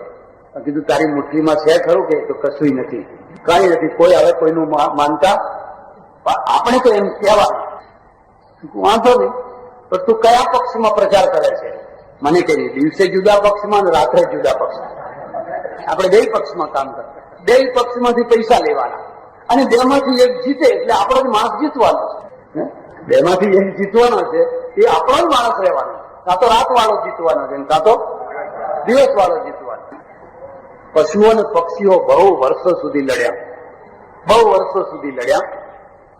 લડે ખરો, ગુપ્ત મિટિંગો કરે, ગુપ્ત બધી વાતો કરે, પણ વાતો ફૂટી જાય. અહીંની વાત ત્યાં પહોંચી જાય ને ત્યાંની વાત અહીં પહોંચી જાય. ખબર ના પડે કે આ કેવી રીતે આપણી વાતો ફૂટી જાય છે. એમ કરતા કરતા કરતા પછી અંતે એક દિવસ સંધિ થઈ, સમાધાન થયું, પછી એક થયા, મિટિંગ થઈ, બધા એક થઈ ગયા. પછી એક દિવસ બધાએ કહ્યું, ભાઈ હવે એક તો થયા આપણે, ઝઘડો તો મટી ગયો, પણ એ તો નક્કી કરો કે અમારી વાતો ખોડીને તમને કોણ કહેતું હતું, તમારી વાતો ખોડીને અમને કોણ કહેતું, એ તો નક્કી કરો. કે હા, તો કે આ ચામાચીડિયું છે ને એ તો અમારું, કે ના એ તો અમારું. એ બે પક્ષમાં એને સભ્યપદ દીધેલું. પેલા પક્ષીઓને કે જો હું ઉડું છું એટલે હું પક્ષી કહેવાઉં, એટલે ત્યાં સભ્યપદ દીધેલું. અહીંયા પશુઓ નારીને કહેલું મારે ઈંડું નથી, બચ્ચું છે, એટલે હું પશુ કહેવું, એટલે મને અહીંયા સભ્યપદ આપવું. બે તરફનું, બે તરફ લડાવવાનું કામ કરે. સમજણ પડે? કેટલાક માણસો ચામાચીડિયા જેવા હોય છે. હવે સમજણ પડી. હવે આટલું બધું ખુલ્લું મારે કહેવું પડે? બે તરફ લડાવે. એક દિવસ આવશે જયારે સંધિ થશે અને બે પક્ષો એક થશે, ત્યારે ચામાચીડિયાની શું દશા થશે? ત્યારે અત્યારે તો લીલા લહેર કરી લો, પણ ત્યારે પેલા ચામાચીડિયાની દશા શું થશે? ત્યારે બે ભેગા થઈને ઠરાવ કર્યો કે હવે આને આપણે ફટકારો સજા.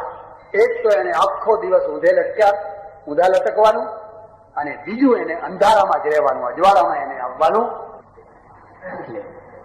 તમે ગ્રાફ બનાવો, તમારા દેશમાં હરામની રોજી ખાનારો વર્ગ કેટલો છે, મહેનતની રોજી ખાનારો વર્ગ કેટલો છે, કારીગરીની રોજી ખાનારો વર્ગ કેટલો છે, અને બુદ્ધિથી જીવનારો વર્ગ કેટલો છે. દેશ જયારે ઊંચો આવતો હોય છે, બુદ્ધિશાળી લોકોથી ઊંચો આવતો હોય છે, માણસોની સંખ્યાથી નહીં.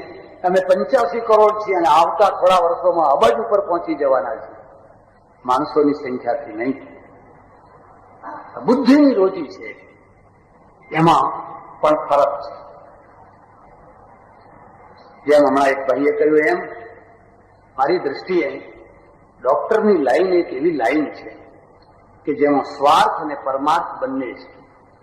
બે તમને 2 પૈસા મળે ખરા, અને તમે ધારો ભગવાન થઈને જીવન જીવો. અમારે લખ્યું છે વિષદસૌ હરિરેવ તનુપ્રીતામ. એક વિષ્ણુએ તો જન્મ આપ્યો, બ્રહ્માએ કારણ, પણ આ જે વિષદ છે એ સાક્ષાત પોષણ કરનારો વિષ્ણુ છે. અને શરીર એક એવી વસ્તુ છે કે જેમ દાગીનો બગડે, યંત્ર બગડે, એમ શરીર બગડવાનું છે. કોઈનું ઓછું બગડે, કોઈનું વધારે બગડે, પણ ઓછું વસ્તુ બગડવાનું જ છે. ત્યારે તમારે ડોક્ટરોની જરૂર છે. ડોક્ટરો વિના ચાલશે નહીં. દવાખાના બહુ વધી ગયા છે. એ દૂષણ નથી, એ ભૂષણ છે. પહેલા રોગો ઓછા હતા અને હવે રોગો વધી ગયા છે, એ વાત ખોટી છે. પહેલા રોગો ઘણા હતા, ડોક્ટરો નતા, દવાઓ નથી, ઉકાળા કરીને પીતા, ગમે તેવા ઊંટ વૈદા કરતા અને માણસો મરી જતા જ નહીં. આ દેશ જયારે આઝાદ થયો, 1947 નો આંકડો તમે જુઓ તો 1000 પ્રસૂતિમાં 450 બાળકો મરી જતા. 450 બાળકો. આજે 150 મરે છે. આ દવાખાના વધ્યા એટલે જ કેમ? જો આ તબીબો ના વધ્યા હોત તો કોઈને ખબર જ નથી કિડની કેવી રીતે ફેલ થાય છે, હાર્ટ કેવી રીતે પોળું થાય છે, હાર્ટનો વાલ કેવી રીતે ઢીલો થઈ જાય છે. કોઈને ખબર હતી? બસ એક જ ખબર હતી, એમ કે આમ ही તો સમોસા જો હતો ને શું થયું કે પેલા એ મૂઠ મારી. ગામમાં, દરેક ગામમાં 1-2 માણસ મૂઠ મારનારા હોય જ, અને અમારા જેવા 1-2 ઉતારનારા હોય, એટલે એનો ધંધો ચાલે, અમારો ધંધો ચાલે. બસ દોરા ધાગા, દોરા ધાગા, દોરા ધાગા, બસ કે મૂઠ મારી. 1-2 માણસો તો મૂઠ મારવાનું કામ જાણતા. બસ બેઠા બેઠા ખાઓ, આનંદ કરો, લીલા લહેર કરો. હવે રૂપ બદલાઈ ગયું છે. હવે લોકોને ખબર પડી કે આ કિડની ફેલ થઈ જાય છે, આખા શરીરમાં પોઈઝન થઈ જાય છે, એટલે 24 કલાકમાં એનો ઉપાય કરવો પડે. અને એના માટેના સાધનો નીકળ્યા. કિડનીને ટ્રાન્સફર કરવાની વ્યવસ્થા થઈ. હાર્ટ છે પોળું થાય છે, કોરોનરી બ્લોક થઈ જાય છે. ઈશ્વર તમને જીવાડવા માંગે છે. એટલે એને 2 કિડનીઓ બનાવી, નહીં તો એક જ ના બનાવો, એને 2 બનાવી. એક ફેલ થાય તો બીજીથી કામ ચાલે. હાર્ટ છે ને એની ડિઝાઇન આજ સુધી કોઈ માનવ લાલ જન્મ નથી કે હાર્ટની ડિઝાઇન કરી શકે.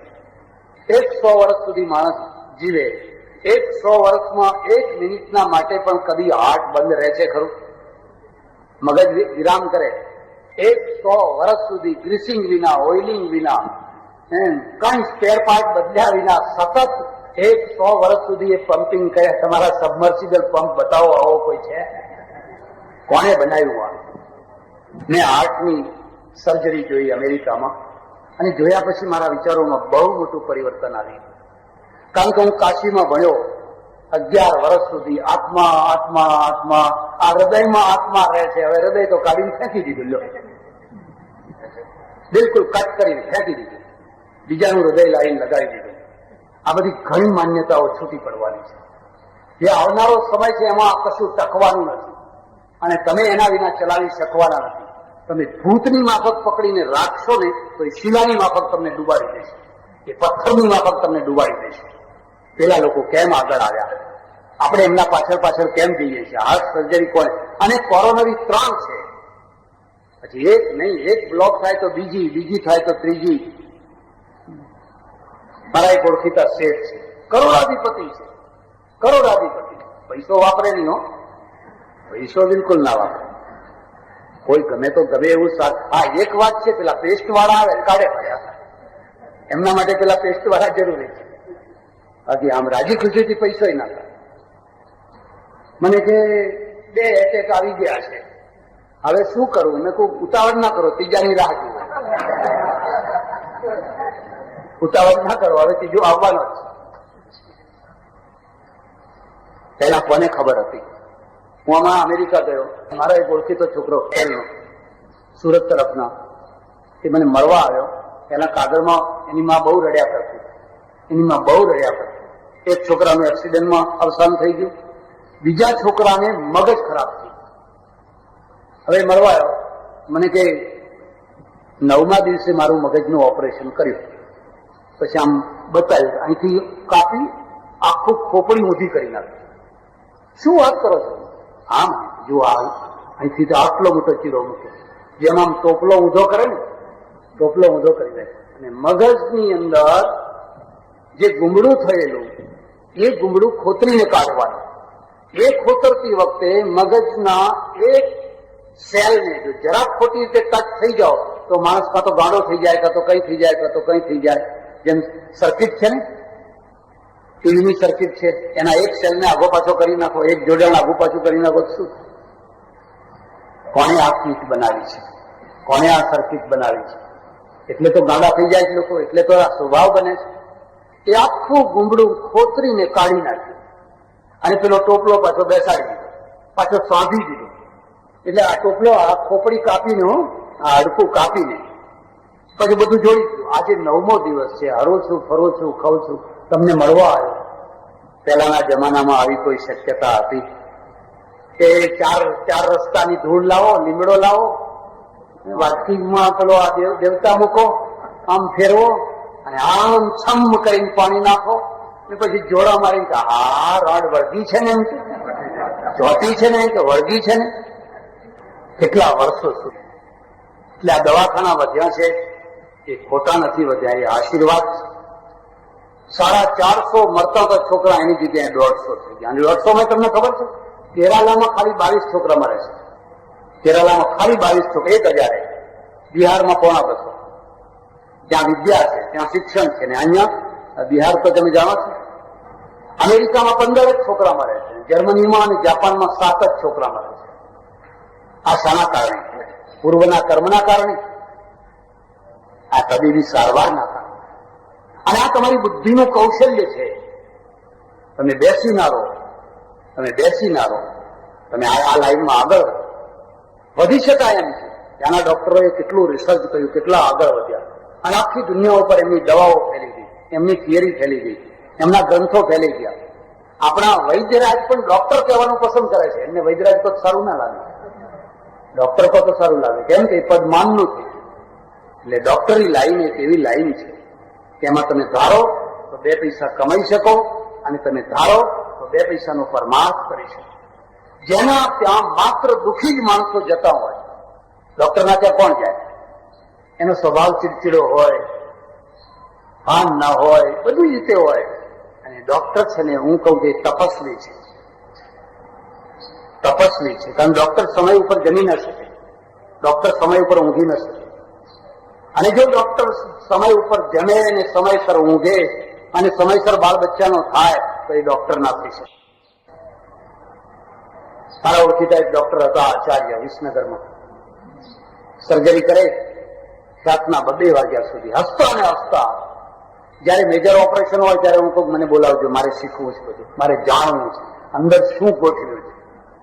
હસતા ને હસતા હોય. કૃષ્ણનું સ્ટેચ્યુ રાખે, પગે લાગે. મેં કહ્યું ખાધું કે નહીં?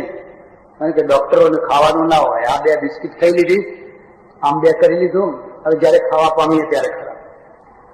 હજુ રાતના 11 વાગે રાઉન્ડ લગાવીને માંડ ડોક્ટર ઊંઘ્યા છે, એને માંડ ઊંઘ આવી છે, ત્યાં તો ઘંટડી રણકી ઉઠે. પેલાને આમ થાય છે, ફલાણાને આમ થાય છે. તમારો એ શરણે આવેલો માણસ છે, તમારા દવાખાનામાં આવેલો માણસ છે, તમારી ડ્યુટી છે, 24 કલાકની ડ્યુટી છે.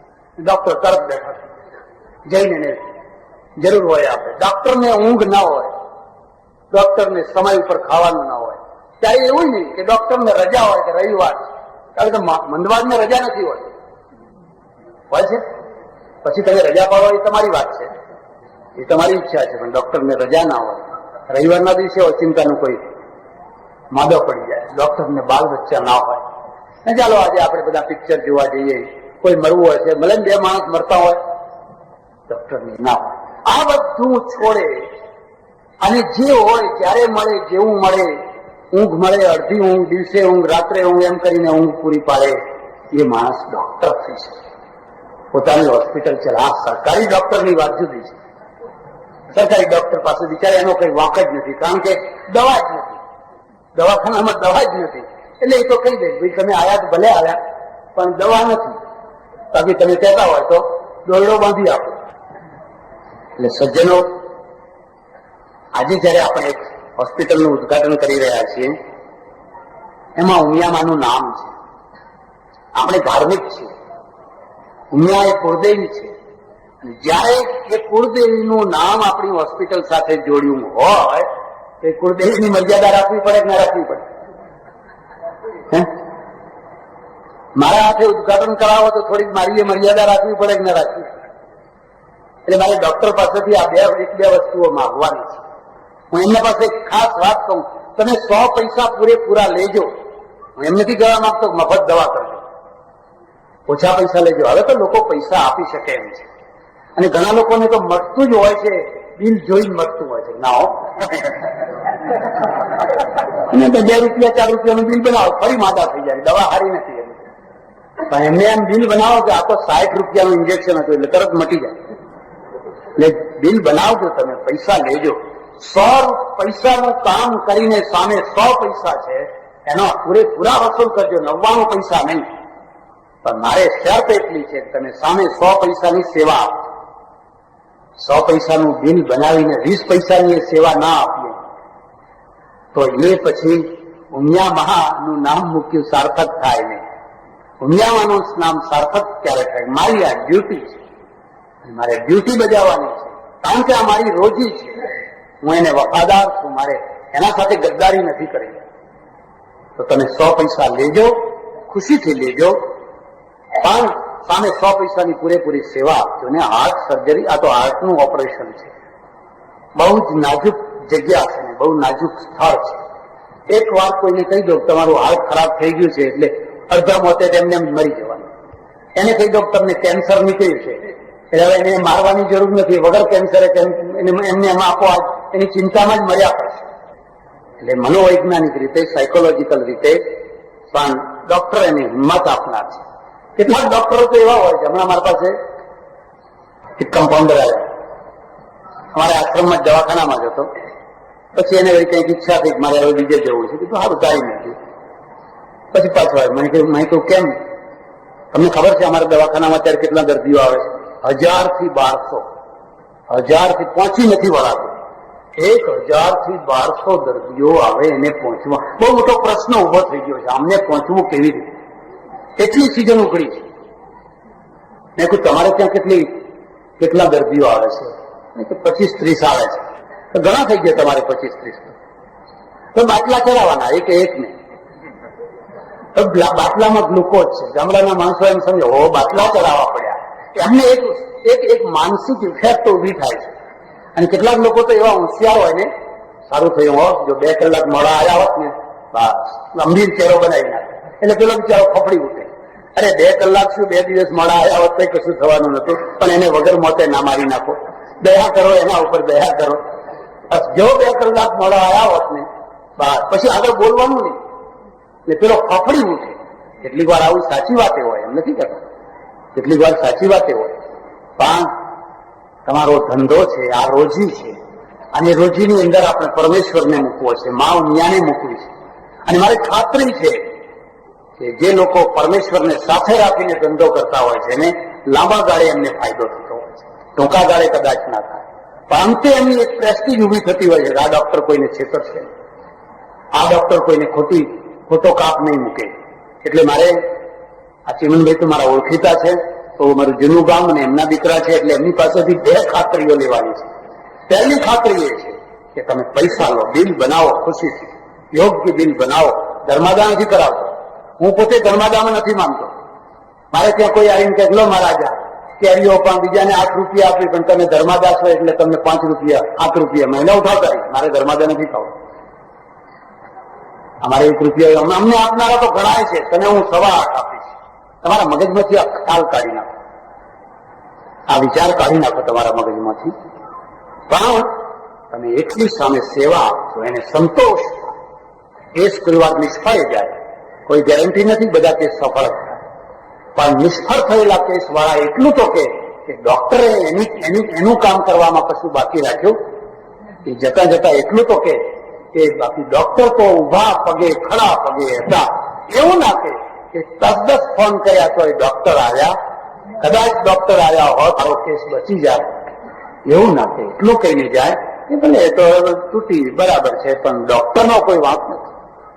એટલે એ એક વાત કહેવાની છે. અને બીજી વાત છે, તમારે યશસ્વી ડોક્ટર થવું છે, અને યશસ્વી ડોક્ટર થવું હોય તો કોઈ ગરીબ ગરબા, કોઈ વિધવા, કોઈ અનાથ, કોઈ સાધુ, સંત, ફકીર એવું કોઈ આવે એને મફત દવા આપવી. આ તમારા લાભ માટે કહું છું, ધર્માદા કરાવવા માટે નહીં. કારણ કે તમે પેલા શેઠિયાને છે ને એને 2 રૂપિયા વાળી ગોળી આપો, આને 2 પૈસા વાળી ગોળી આપો. આ 2 રૂપિયા વાળી ગોળી જેટલું કામ કરશે એટલું જ કામ 2 પૈસા વાળી કરશે. આ મારો અનુભવ છે. 2 રૂપિયા વાળી વધારે નુકસાન કરશે, કારણ કે સાઈડ ઇફેક્ટ લાવશે. આ 2 પૈસા વાળી ઓછું મટશે. એટલે તમે બહુ થોડા પૈસામાં પણ રોગ મટાડી શકો, પણ પેલા માણસો તમારો યશ ફેલાવશે. આ ડોક્ટર તો ભગવાન જેવા છે. મારા પાસેથી પૈસો ના લીધો, અરે ભાડું નતું મને ભાડું આપ્યું. મહિનામાં 1 વાર ભાડું આપવાનું થાય, 2-5 રૂપિયા, એમાં કઈ મોટી વાત હતી. પણ એ ભાડું તમારી કીર્તિ વધારશે. ડોક્ટરે મને દૂધના પૈસા આપ્યા, ડોક્ટરે મને ભાડાના પૈસા આપ્યા, પણ જુડેલી એક ઘર છોડે, પણ હું એક ઘર ના છોડું એવો ધંધો નહીં કરવાનો. એવો ધંધો નહીં. એવા માણસો હારી જતા હોય છે, થાકી જતા હોય છે અને નિષ્ફળ જતા હોય છે. એટલે જોવાનું. બીજી તરફ સામેથી હું બીજી વાત કરું છું કે અહીંયા બેઠેલા ઘણા એમના સ્નેહી, સગા સંબંધી બધા ઘણા હશે, તે મનમાં મનકાતા હશે કઈ વાંધો નહીં, ચાણસમાં આપણા ફલાણા ભાઈએ દવાખાનું ખોલ્યું છે, હવે આપણે કઈ પૈસો આપવાની જરૂર, દવા એમની, રૂમે એમનો, જમવાનું એમનું, ચા પાણી એમના, આપણે હગા છે ને. કોઈ દિવસ એવી દ્રષ્ટિ ના રાખે. મફાને કાઢી નાખો જિંદગીમાંથી, આ વાત કાઢી નાખો. એકલો નક્કી કરો મારે કોઈનું મફત લેવું નથી. આ માણસ MBBS એમને નથી થતું. MBBS થવા માટે, MD થવા માટે જિંદગીની અડધી ઉંમર 30 વર્ષ એમાં કાઢવા પડે, અને 5 લાખ રૂપિયાની દક્ષિણા હોય ત્યારે મેડિકલ કોલેજના પગથિયા ઉપર પગ મુકાય છે. અહીંયા 5 લાખ ભાવ ચાલતો હશે અત્યારે. પછી બીજા તો જુદા. એક છોકરાને MD કરાવવો હોય તો 20 લાખ રૂપિયા ખર્ચો થાય છે. એના મા બાપને, સરકારને, સંસ્થાને, બધાને થયું. એટલે આ કોઈ જેવું તેવું મૂડી રોકાણ નથી. 20 લાખ રૂપિયા. હવે એને ફરી બીજા 25 વર્ષ છે. આમાં 25 વર્ષમાં 2-3 વર્ષ તો સેટ થતા નીકળી જાય. 6 મહિના એમ સેટ થતા નીકળી જાય. એટલે આપણે અપેક્ષા રાખીએ કે આપણા સગાવાલા છે ને આપણું બધું કામ મફત કરી આપે. આપણે કઈ જરૂર નહીં પૈસા આપવાની. ચાય ઉતારો, જમવાનું ઉતારું, ફલાણું ઉતારું તો લોકો ત્રાસી જશે. આના કરતા કંઈક દૂર કર્યું હોત તો. એવું નહીં કરવાનું. આપણે પહેલા કહેવાનું, જો તું ભત્રીજો ખરો, તું ભાણો ખરો, બિલ પૂરું લેવાનું. મારે એક પૈસો ઓછો નથી આપવો. તમારી ખુમારી વધશે અને તારા ઘેર દખલ નહીં કરવું હો. કારણ કે ડોક્ટરની પત્ની એ ડોક્ટર જેવી હોય. એ તમારી પેલી જૂની પટલાની નહીં કે ટોપલા ભરીને ટીપ રોટલા કર્યા હોય, નાવન જ્યાં હોય, જવન જમ. એ તો જેની 10 રોટલીઓ કરી હોય. આ 4 ડોક્ટરની, 4 મારી, 1-2 છોકરાની. હવે એમાં તમે 4 માણસો ગામમાંથી આવીને કે કેમ ભાણા, કેમ ફલાણા, ઉઠવાનું નામ જ ના લો તો પેલી કે જયારે મારે ડાયવર્જન લેવું પડશે. સમજી જવાનું, સમયને ઓળખવાનું. ગામમાં ઘણી લોજો ચાલે છે. કોઈના ત્યાં જઈને એવી રીતે નહીં. સમયને ઓળખો. સમય બદલાઈ ગયો. સજ્જનો, હૃદયનું હોસ્પિટલ આજે આપણે શરૂ કરી રહ્યા છીએ. હૃદયનું હોસ્પિટલમાં પણ હૃદયની જરૂર છે.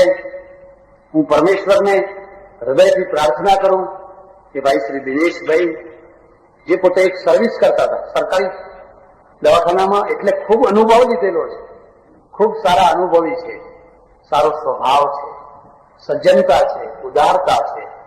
ચાણસ્મા જેવું એક ગામ જે તાલુકાનું મથક છે અને મારી સમજણ પ્રમાણે કદાચ હારીજમાં પણ આ બધી સગવડો નહીં હોય. એટલે તમારા માટે તો કાં તો પાટણ, કાં તો મહેસાણા, કાં તો ઊંઝા એટલે સુધી દોડવાનું થાય.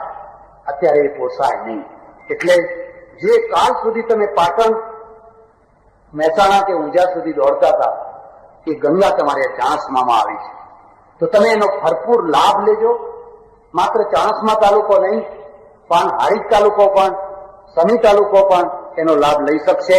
અને ડોક્ટરને હું કહું કે તમે ખૂબ યશસ્વી થાઓ, સફળ થાઓ.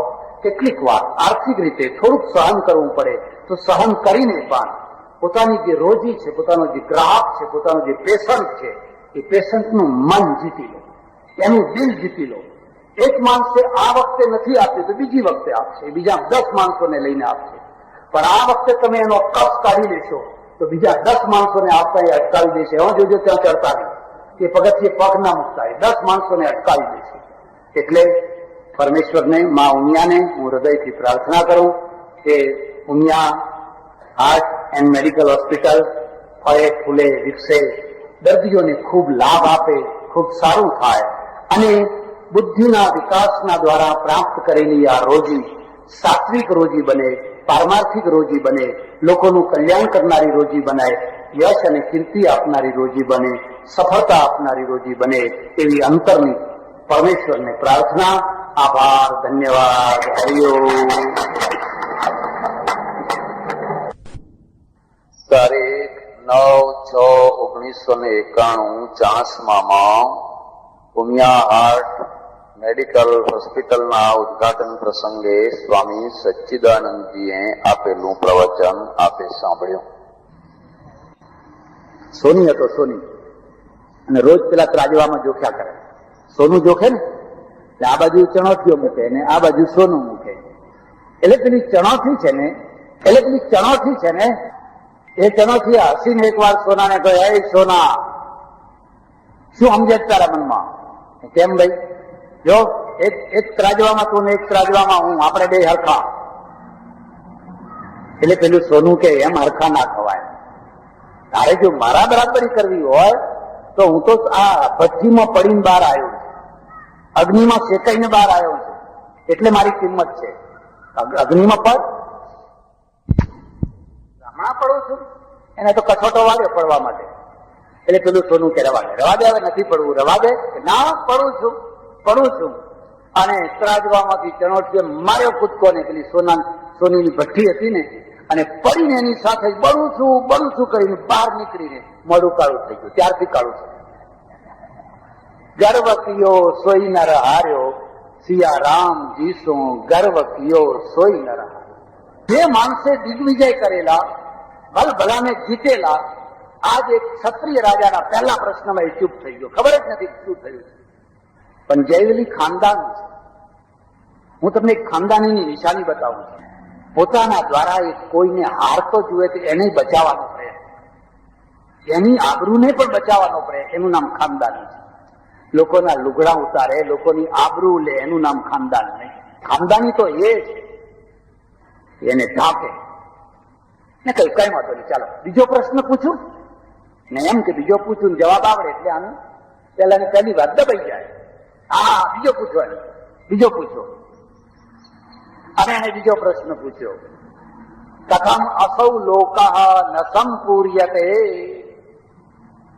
પેલું જે સ્વર્ગનો લોક છે ને, એમાં હાઉસફુલ કેમ નથી થઈ જતું? એમાં જયારે જુઓ ત્યારે સીટો ખાલી ખાલી પડી હોય છે. બાકીનો નરક લોક છે એ ઉભરાતો હોય છે, એમાં સીટો વધારી જ પડતી હોય છે. અને આ જુઓ ત્યારે સીટો ખાલી પડી, એ લોક કેમ ભરાઈ કેમ નથી જતો? ફરી પાછું કે આ તો બહારનો પ્રશ્ન, જવાબ ના. ચાલો કઈ વાંધો નહીં, તો ત્રીજો પ્રશ્ન પૂછું કે પૂછો. કઈ કરતા એને ઉત્તર આવડે. આ ઉપનિષદની આખ્યાયિકા છે. ત્રીજો પ્રશ્ન પૂછે છે, સ્વર્ગલોક અને મોક્ષ આ બંનેને જુદા પડવાનું જે જંકશન છે, એ જંકશન ક્યાં છે? ક્યાંથી બે જુદા પડાય છે? અર્થી માર્ગ ને ધૂમ માર્ગ, એ જુદા બે ક્યાંથી પડે છે? એ જંકશન તમે જાણો છો? આ એ બધું કોર્સ બાકી છે. ચાલો કઈ વાંધો નહીં, ચોથો પ્રશ્ન પૂછું. ક્યાં પૂછું? તો ચોથો પ્રશ્ન એ છે, જે લોકો ઘરમાં રહે છે, દુકાન કરે છે, નોકરી કરે છે, ધંધો કરે છે, બાળ બચ્ચા વાળા છે, સંસારી છે, એવા ઘરમાં રહેનારા માણસો છે, એમનું આત્મકલ્યાણ કેવી રીતે થાય? એમનો ઉદ્ધાર કેવી રીતે થાય? એમનું જીવન કેવી રીતે સુધરે? એ રસ્તો તમે જાણો છો? એ ના. ચાલો ત્યારે છેલ્લો પ્રશ્ન પૂછી દો, પાંચમો પૂછો. જે અરણ્યમાં રહે છે, જંગલમાં જઈને સંન્યાસી થઈને અરણ્યમાં રહે છે, જેમને નોકરી નથી, ધંધો નથી, કોઈ સંસાર નથી, બાલ બચ્ચા નથી, એમને એમનો ઉદ્ધાર કેવી રીતે થાય છે? એ રસ્તો તમે જાણો છો? એ ના. પંચ પ્રશ્નાન પૃચ્છત, 5 પ્રશ્નો પૂછ્યા, પણ એક પણ પ્રશ્નનો ઉત્તર ના આપી શક્યો. અને પછી તો ઉભા થવાની એ હિંમત નહીં. જે માણસ ધમ પછાડા કરતો આવ્યો હતો, શાસ્ત્રાર્થ કરવો છે, શાસ્ત્રાર્થ કરવો છે, એને ખુરશીમાંથી ઉભો કરવો પડે. મહારાજ જમીન જજો કે ના ના, હવે ભૂખ મરી ગઈ, હવે શું જમવાના હતા? સભાના વચ્ચે અપમાન જેવું કોઈ દુઃખ નથી. સભાપમાન, સભાના વચ્ચે એમાં સંભ્રાંત માણસ હોય, એને ઉતારી પાડવો. અને આ તો જાતે ઉતરી પડ્યો છે, જાતે મોટો થયો છે ને જાતે નાનો થયો છે. હવે એ ચાલે છે તો એના પગ મણમણના થઈ ગયા છે. હારેલો માણસ છે, આવ્યો ત્યારે જીતેલો હતો, હવે ચાલે પાછો ગયો ત્યારે હારેલો છે, મણમણના પગ છે. અને જયવલી છે ને એને અનાસક્ત છે, નિર્વેદ છે, એનો જેવો લેવા ગયો હતો એવો જ મૂકવા જાય છે. હજી જયવલી ધારે તો અત્યારે મન આમ રૂઆપૂર્વક ચાલી શકે કે મોટા દિગ્વિજયને મેં હરાવી દીધો. બિલકુલ એના ચહેરા ઉપર કોઈ પ્રકારની ઓછક લઈ નથી.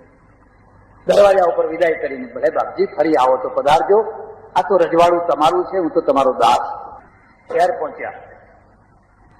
પહોંચ્યા, બાપના કાને વાત આવેલી, મારો છોકરો બહુ મોટો વિદ્વાન થયો છે. અને બાપનું હૃદય એટલું ઉમળકાથી ભરેલું, લડે ઝઘડે તોય બાપ છે, લડે ઝઘડે તોય માં છે, અને લડે તોય કલ્યાણ માટે લડે, ભલા માટે લડે. એટલે બાપ તો બહુ ખુશ થયો, મારો દીકરો આવી રહ્યો છે ને આટલો મોટો વિદ્વાન થઈને આવ્યો છે, અમારી પેઢી ઉજ્જવળ કરી નાખી, અમને ધન્ય કરી નાખ્યો. પણ આ માણસના અંદરનો જે ઈગો રોગ છે ને, એ રોગ મર્યો નથી. આ જયવલીના ત્યાં ફટકો એને પડ્યો, પણ હજુ એ સુધર્યો નથી. છાતી કાઢીને એમને સીધો ઘરમાં બેસી ગયો, બાપને નમસ્કાર ના કર્યો. 12 વર્ષે આવ્યો પણ પગમાં ના પડ્યો. આપણું કલ્ચર છે, આપણી સંસ્કૃતિ છે. છોકરો બહારથી આવે તો પગે લાગે, માને બાપને નમસ્કાર કરે. એમને છાતી કાઢીને ઘરમાં ચાલ્યો ગયો. બાપે જોયું, મારો છોકરો ભણ્યો ખરો, સોનું ખરું પણ સુગંધ નહીં, ગુણ વિનાનું ભણતર છે, વિદ્વત્તા ખરી, સદગુણ નહીં. હવે શું કરવું? એનો ઈગો ઉતારવો જોઈએ. એને કહ્યું, બેટા તું કાશીમાં બહુ ભણ્યો? કે હા, બહુ ભણ્યો, બધી વિદ્યા મને આવડે છે. તો બેટા હું એક પ્રશ્ન પૂછું? એને થયું પેલા 5 પ્રશ્નો પૂછ્યા અને એકેનો ઉત્તર ના આવડ્યો, અને આ તો હવે શું પૂછવાના હતા, તો આપણા ઘરના માણસ, પૂછો જે પૂછવું હોય પૂછો. એકેન વિદ્યાતેન સર્વમ વિદ્યાતમ ભવતી ઇતિ જાનાસી. એકને જાણવાથી બધું જણાઈ જાય એવા તત્વને તું જાણે છે? અને ઢીલો થઈ ગયો ભાઈ, અને પછી તો ધ્રુસકે ને ધ્રુસકે રડ્યો, પગમાં પડી ગયો, ઉત્તર ના આવ્યો. બાપુ મને જૈવલીએ પ્રશ્ન પૂછેલો, મને એનો ઉત્તર ના આવડ્યો. એને 5 પ્રશ્નાન અપૃચ્છત રાજન્ય બંધુ તુચ્છ ક્ષત્રિય, મને 5 પ્રશ્નો, અને હું ઋષિનો દીકરો હોવા છતાં એના ઉત્તર ના આપીશ. કયા કયા 5 પ્રશ્નો પૂછ્યા? 5 બતાવ્યા. અને પેલા ઋષિ કહે છે, જો બેટા મને ખબર નથી, હું આ 5 પ્રશ્નોના ઉત્તર મારી પાસે નથી. ચાલ આપણે બાપ દીકરો બંને જઈએ અને શિષ્ય ભાવથી જઈએ અને રાજાને પ્રાર્થના કરીએ કે અમને આ વિદ્યા શીખવાડો. હવે એનો ઈગો ઉતર્યો, હવે અહમ ઉતર્યો. બંને ગયા. રાજાએ ફરી સત્કાર કર્યો. બોલો શું જોઈએ છે? અમારે દક્ષિણા જોઈએ છે, આ વિદ્યા અમને આપો, 5 પ્રશ્નોના ઉત્તર આપો. સકચ્છરી બભૂવ, ઉપનિષદ લખે છે. રાજા એકદમ ઢીલો થઈ ગયો. રાજાએ કહ્યું, નહીં, આ નહીં આપું, બીજું માગો. આ રાજવિદ્યા છે, જેની પાસે આ રાજવિદ્યા રહેશે એ દુનિયા ઉપર રાજ કરશે. ભગવદ્ ગીતામાં જોજો 4થો અધ્યાય. ઇમમ વિવસ્વતે યોગમ પ્રોક્તવાનમવ્યમ વિવસ્વાન મનવે પ્રાહ મનુરીક્ષ્વા કવે બ્રવીત એવમ પરંપરા પ્રાપ્ત મિમમ રાજર્ષયો વિદુ. રાજર્ષયો આ રાજવિદ્યા છે. જેની પાસે આ વિદ્યા હશે એ દુનિયા ઉપર રાજ કરશે. એટલે ભલા થાઓ, તમે ઋષિઓ છો, આ વિદ્યા તમારા માટે નથી. કારણ પેલો ઋષિ છે ને, એકનો 2 ના થયો, અમારે તો આ વિદ્યા જોઈએ જ. પેલો રાજા છે એ ઊંચા આસને બેસે, એના ઋષિઓ નીચા આસને બેસે અને 5 પ્રશ્નોના ઉત્તર આપે. તમને પણ થતું હોય છે કે 5 પ્રશ્નોના ઉત્તર સાંભળીએ તો સારું, જાણવાની ઈચ્છા થઈ હશે, પણ હું જણાવવાનો નથી, કારણ કે બહુ લાંબી વાતો છે. મારે જે મુદ્દાની વાત કરી છે ને, એ વાત પછી રહી જાય, અને પછી ઘણા પ્રવચનો તમારે સાંભળવાના છે, એ પણ રહી જાય ને હું એમને બધાને અન્યાય કરતો થઈ જાઉં, ઘણો સમય લઈ લઉં.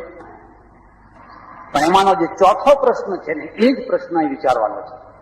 4થો પ્રશ્ન છે, ઘરમાં રહીને, સંસારમાં રહીને, નોકરી ધંધો કરીને, બાળ બચ્ચા રાખીને ઉદ્ધાર થાય, કલ્યાણ થાય એવો રસ્તો બતાવો. આ 4થો પ્રશ્ન છે. અને પેલો જૈવલી છે એનો ઉત્તર આપે છે, ગેહે સ્થિત્વા, જે ઘરમાં રહીને ઇષ્ટાપૂર્ત દત્ત નિત્યુપાસતે, જે 3 ઉપાસનાઓ કરે છે એનું કલ્યાણ થાય, એનું ઘરમાં રહીને પણ કલ્યાણ થાય. આ 3 ઉપાસનાઓ યાદ રાખજો, ઇષ્ટ, આપૂર્ત અને દત્ત. ઇષ્ટ એટલે શું? પહેલી વાત છે, તમારી ઉપાસનાનું પહેલું પગથિયું છે ઇષ્ટ. ઇષ્ટ એટલે ઇષ્ટદેવ. તમારે કોઈ ઇષ્ટદેવ છે? તમારા માથે કોઈ ભગવાન છે? જેને મા બાપ નથી એ અનાથ નથી, જેને પતિ નથી એ અનાથ નથી. અનાથ તો એ છે જેને ઇષ્ટદેવ નથી, જેના માથે ભગવાન નથી. ભલે ગમે એટલો બહાદુર હોય, ગમે એટલો મોટો હોય, ગમે એટલો મહાન હોય, પણ એ અનાથ, એ અંદરથી તમે જોજો, એ અનાથ. એક નાનું બાળક, એક વિધવા, એક ગરીબ માણસ હિંમતપૂર્વક જીવન જીવે છે. કોના આધારે? ભગવાનના.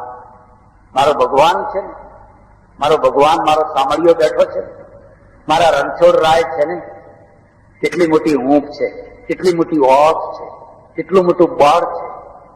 મૂકમ કરોતિ વાચાલમ પંગુમ લંઘયતે ગિરિમ.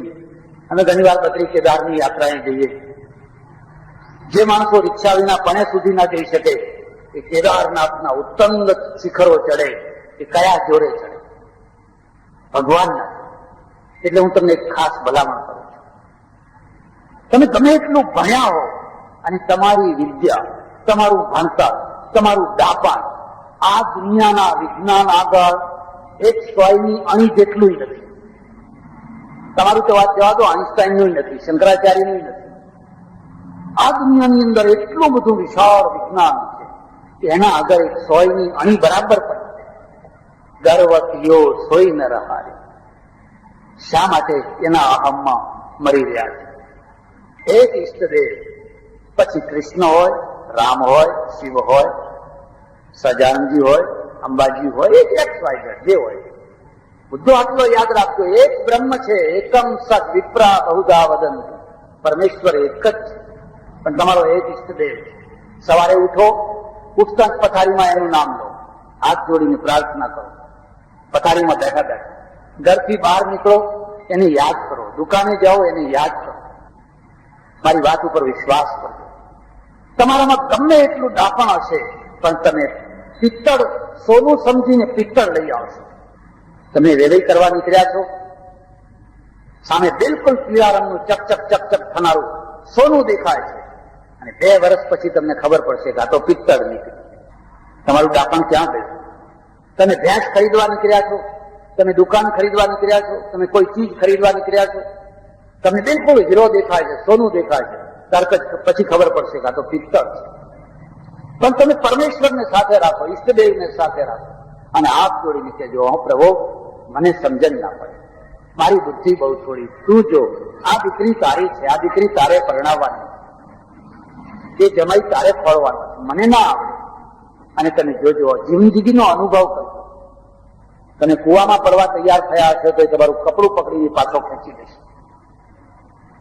એટલે પેલો કહે છે, ઘરમાં રહેનારા માણસો પહેલી શરત છે ઈષ્ટદેવ રાખવા. એક પરમેશ્વર, પછી ઈષ્ટ આપૂર્ત.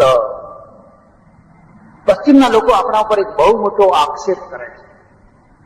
ભારતમાં બહુ મોટો ધર્મ છે, ત્યાગ છે, વૈરાગ્ય છે, વ્રત છે, ઉપવાસ છે, મેળા ભરાય છે, કુંભ મેળા ભરાય છે, નદીએ નાવા જાય છે, તો ધર્મ જ ધર્મ, પણ માનવતા નથી, સામાજિકતા નથી. એ કિલ્યાને નગરાપુર છે, વાંદરાને નાખશે, પણ માણસ પગ ઘસી ઘસીને મરી જશે ફૂટપાથ ઉપર. એ કામ તેની તેરેસા કરશે, એ આપણે નહીં કરીએ. આપણે તો એના કર્મ એવા છે. માણસ હોય પગ ઘસી ઘસીને મરી જતા હોય છે. અને સમાજના કામો છે, સમાજની પડી ઘર ચોખ્ખું, કચરો બધો બાજુના આંગણા નાખવા, આપણું એટલું પાણી બધું પેલાના ત્યાં નાખવા, ગામ ગંગાતું, ઘર ચોખ્ખું. મારે શું આ રોડની મારે શું લેવા દેવા? બહુ મોટો આક્ષેપ કરે છે.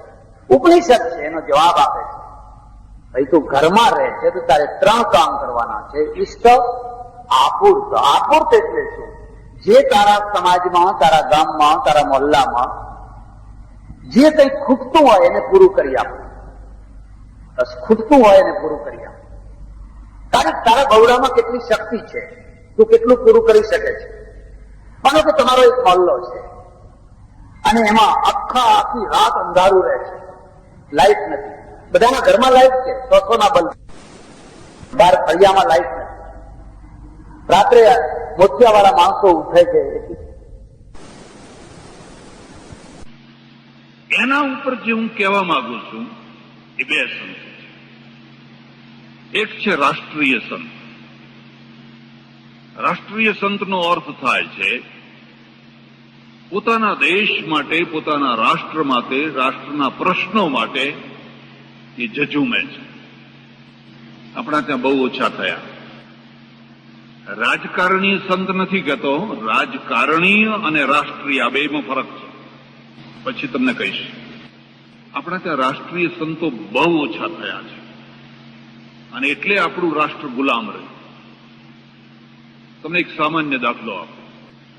ગાંધીજી અને રાજચંદ્ર, અરવિંદ ને રમણ મહર્ષિ, આ બધા એક સમયમાં થયેલા, એક જ સમયમાં.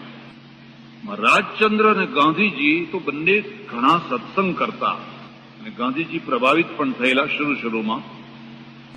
પણ આ બંનેમાં કેટલું મોટું અંતર છે.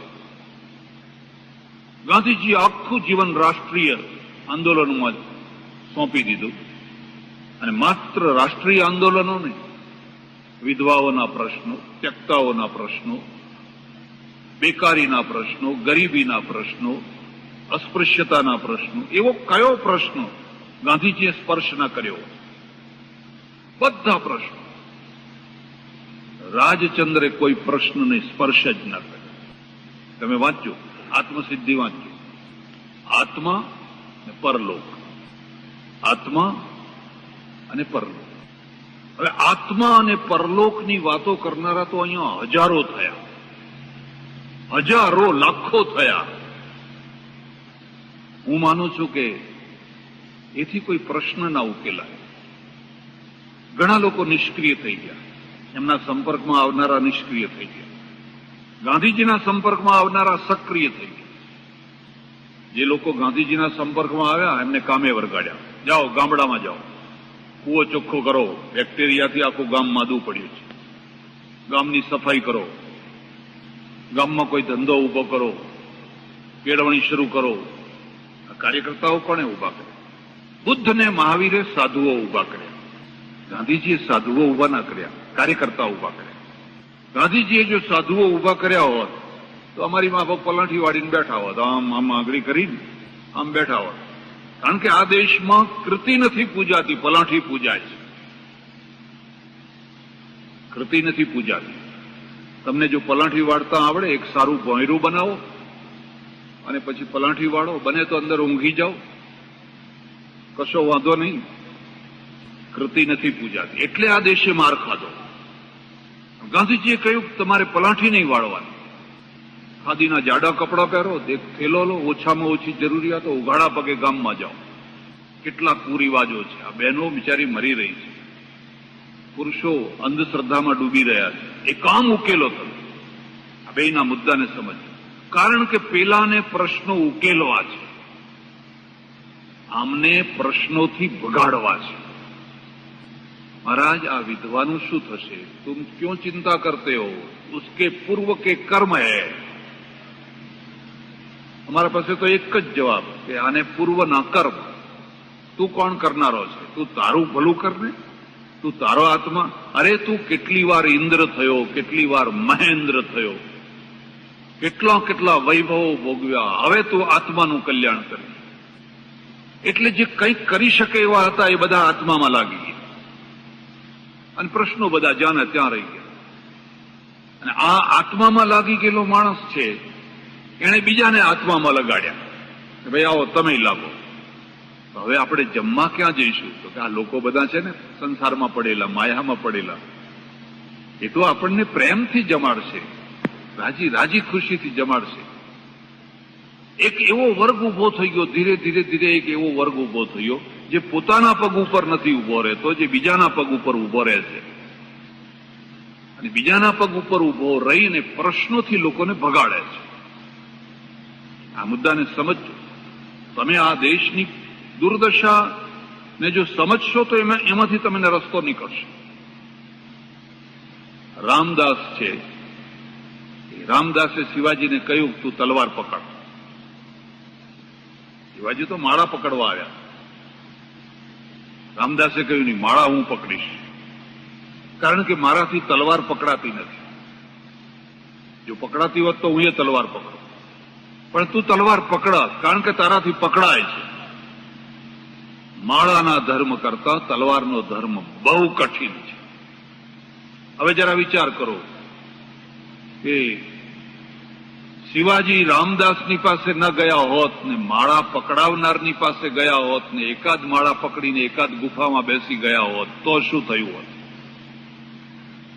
તો શું થયું હોત? તમારા દેશ માટે, તમારા રાષ્ટ્ર માટે, રાષ્ટ્રના પ્રશ્નો માટે એ લોકોને તૈયાર કરે છે કે તમે આ કામ કરો. દલુભાઈ મારી પાસે આવે અને મને કહે મહારાજ મને સંન્યાસ આપો, હું કદી ના આપું. જો કે આવશે જ નહીં, ના જ આવે, કદી ના આપું. જે કામ કરો છો એ જ કરો, હજુ ઘણું કામ કરવાનું છે. અને સંન્યાસ લે ને તોય પછી એનું એ જ કામ કરવાનું. તમને કદાચ ભક્ત છે, રાષ્ટ્ર સંત છે, રાષ્ટ્ર સંત છે. એટલે એક સંત એવા છે જે રાષ્ટ્રની વિપત્તિમાં, રાષ્ટ્રને સંપત્તિ આપવામાં, રાષ્ટ્રને સુધારવામાં પોતાનું પૂરેપૂરું કામ યોગદાન આપે છે. હવે એનો બીજો પક્ષ કહું છું,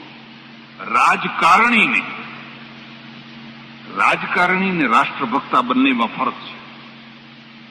જ્યારે કોઈ સાધુ, કોઈ સંત પક્ષીય રાજકારણમાં ઉતરી જાય, આ પક્ષ વાલો ને આ પક્ષ દવાલો, આને ગાળો દે, હલકામાં હલકી ગાળો દે, ગ્રહસ્થને ના શોભે એવી હલકામાં હલકી ગાળો દે,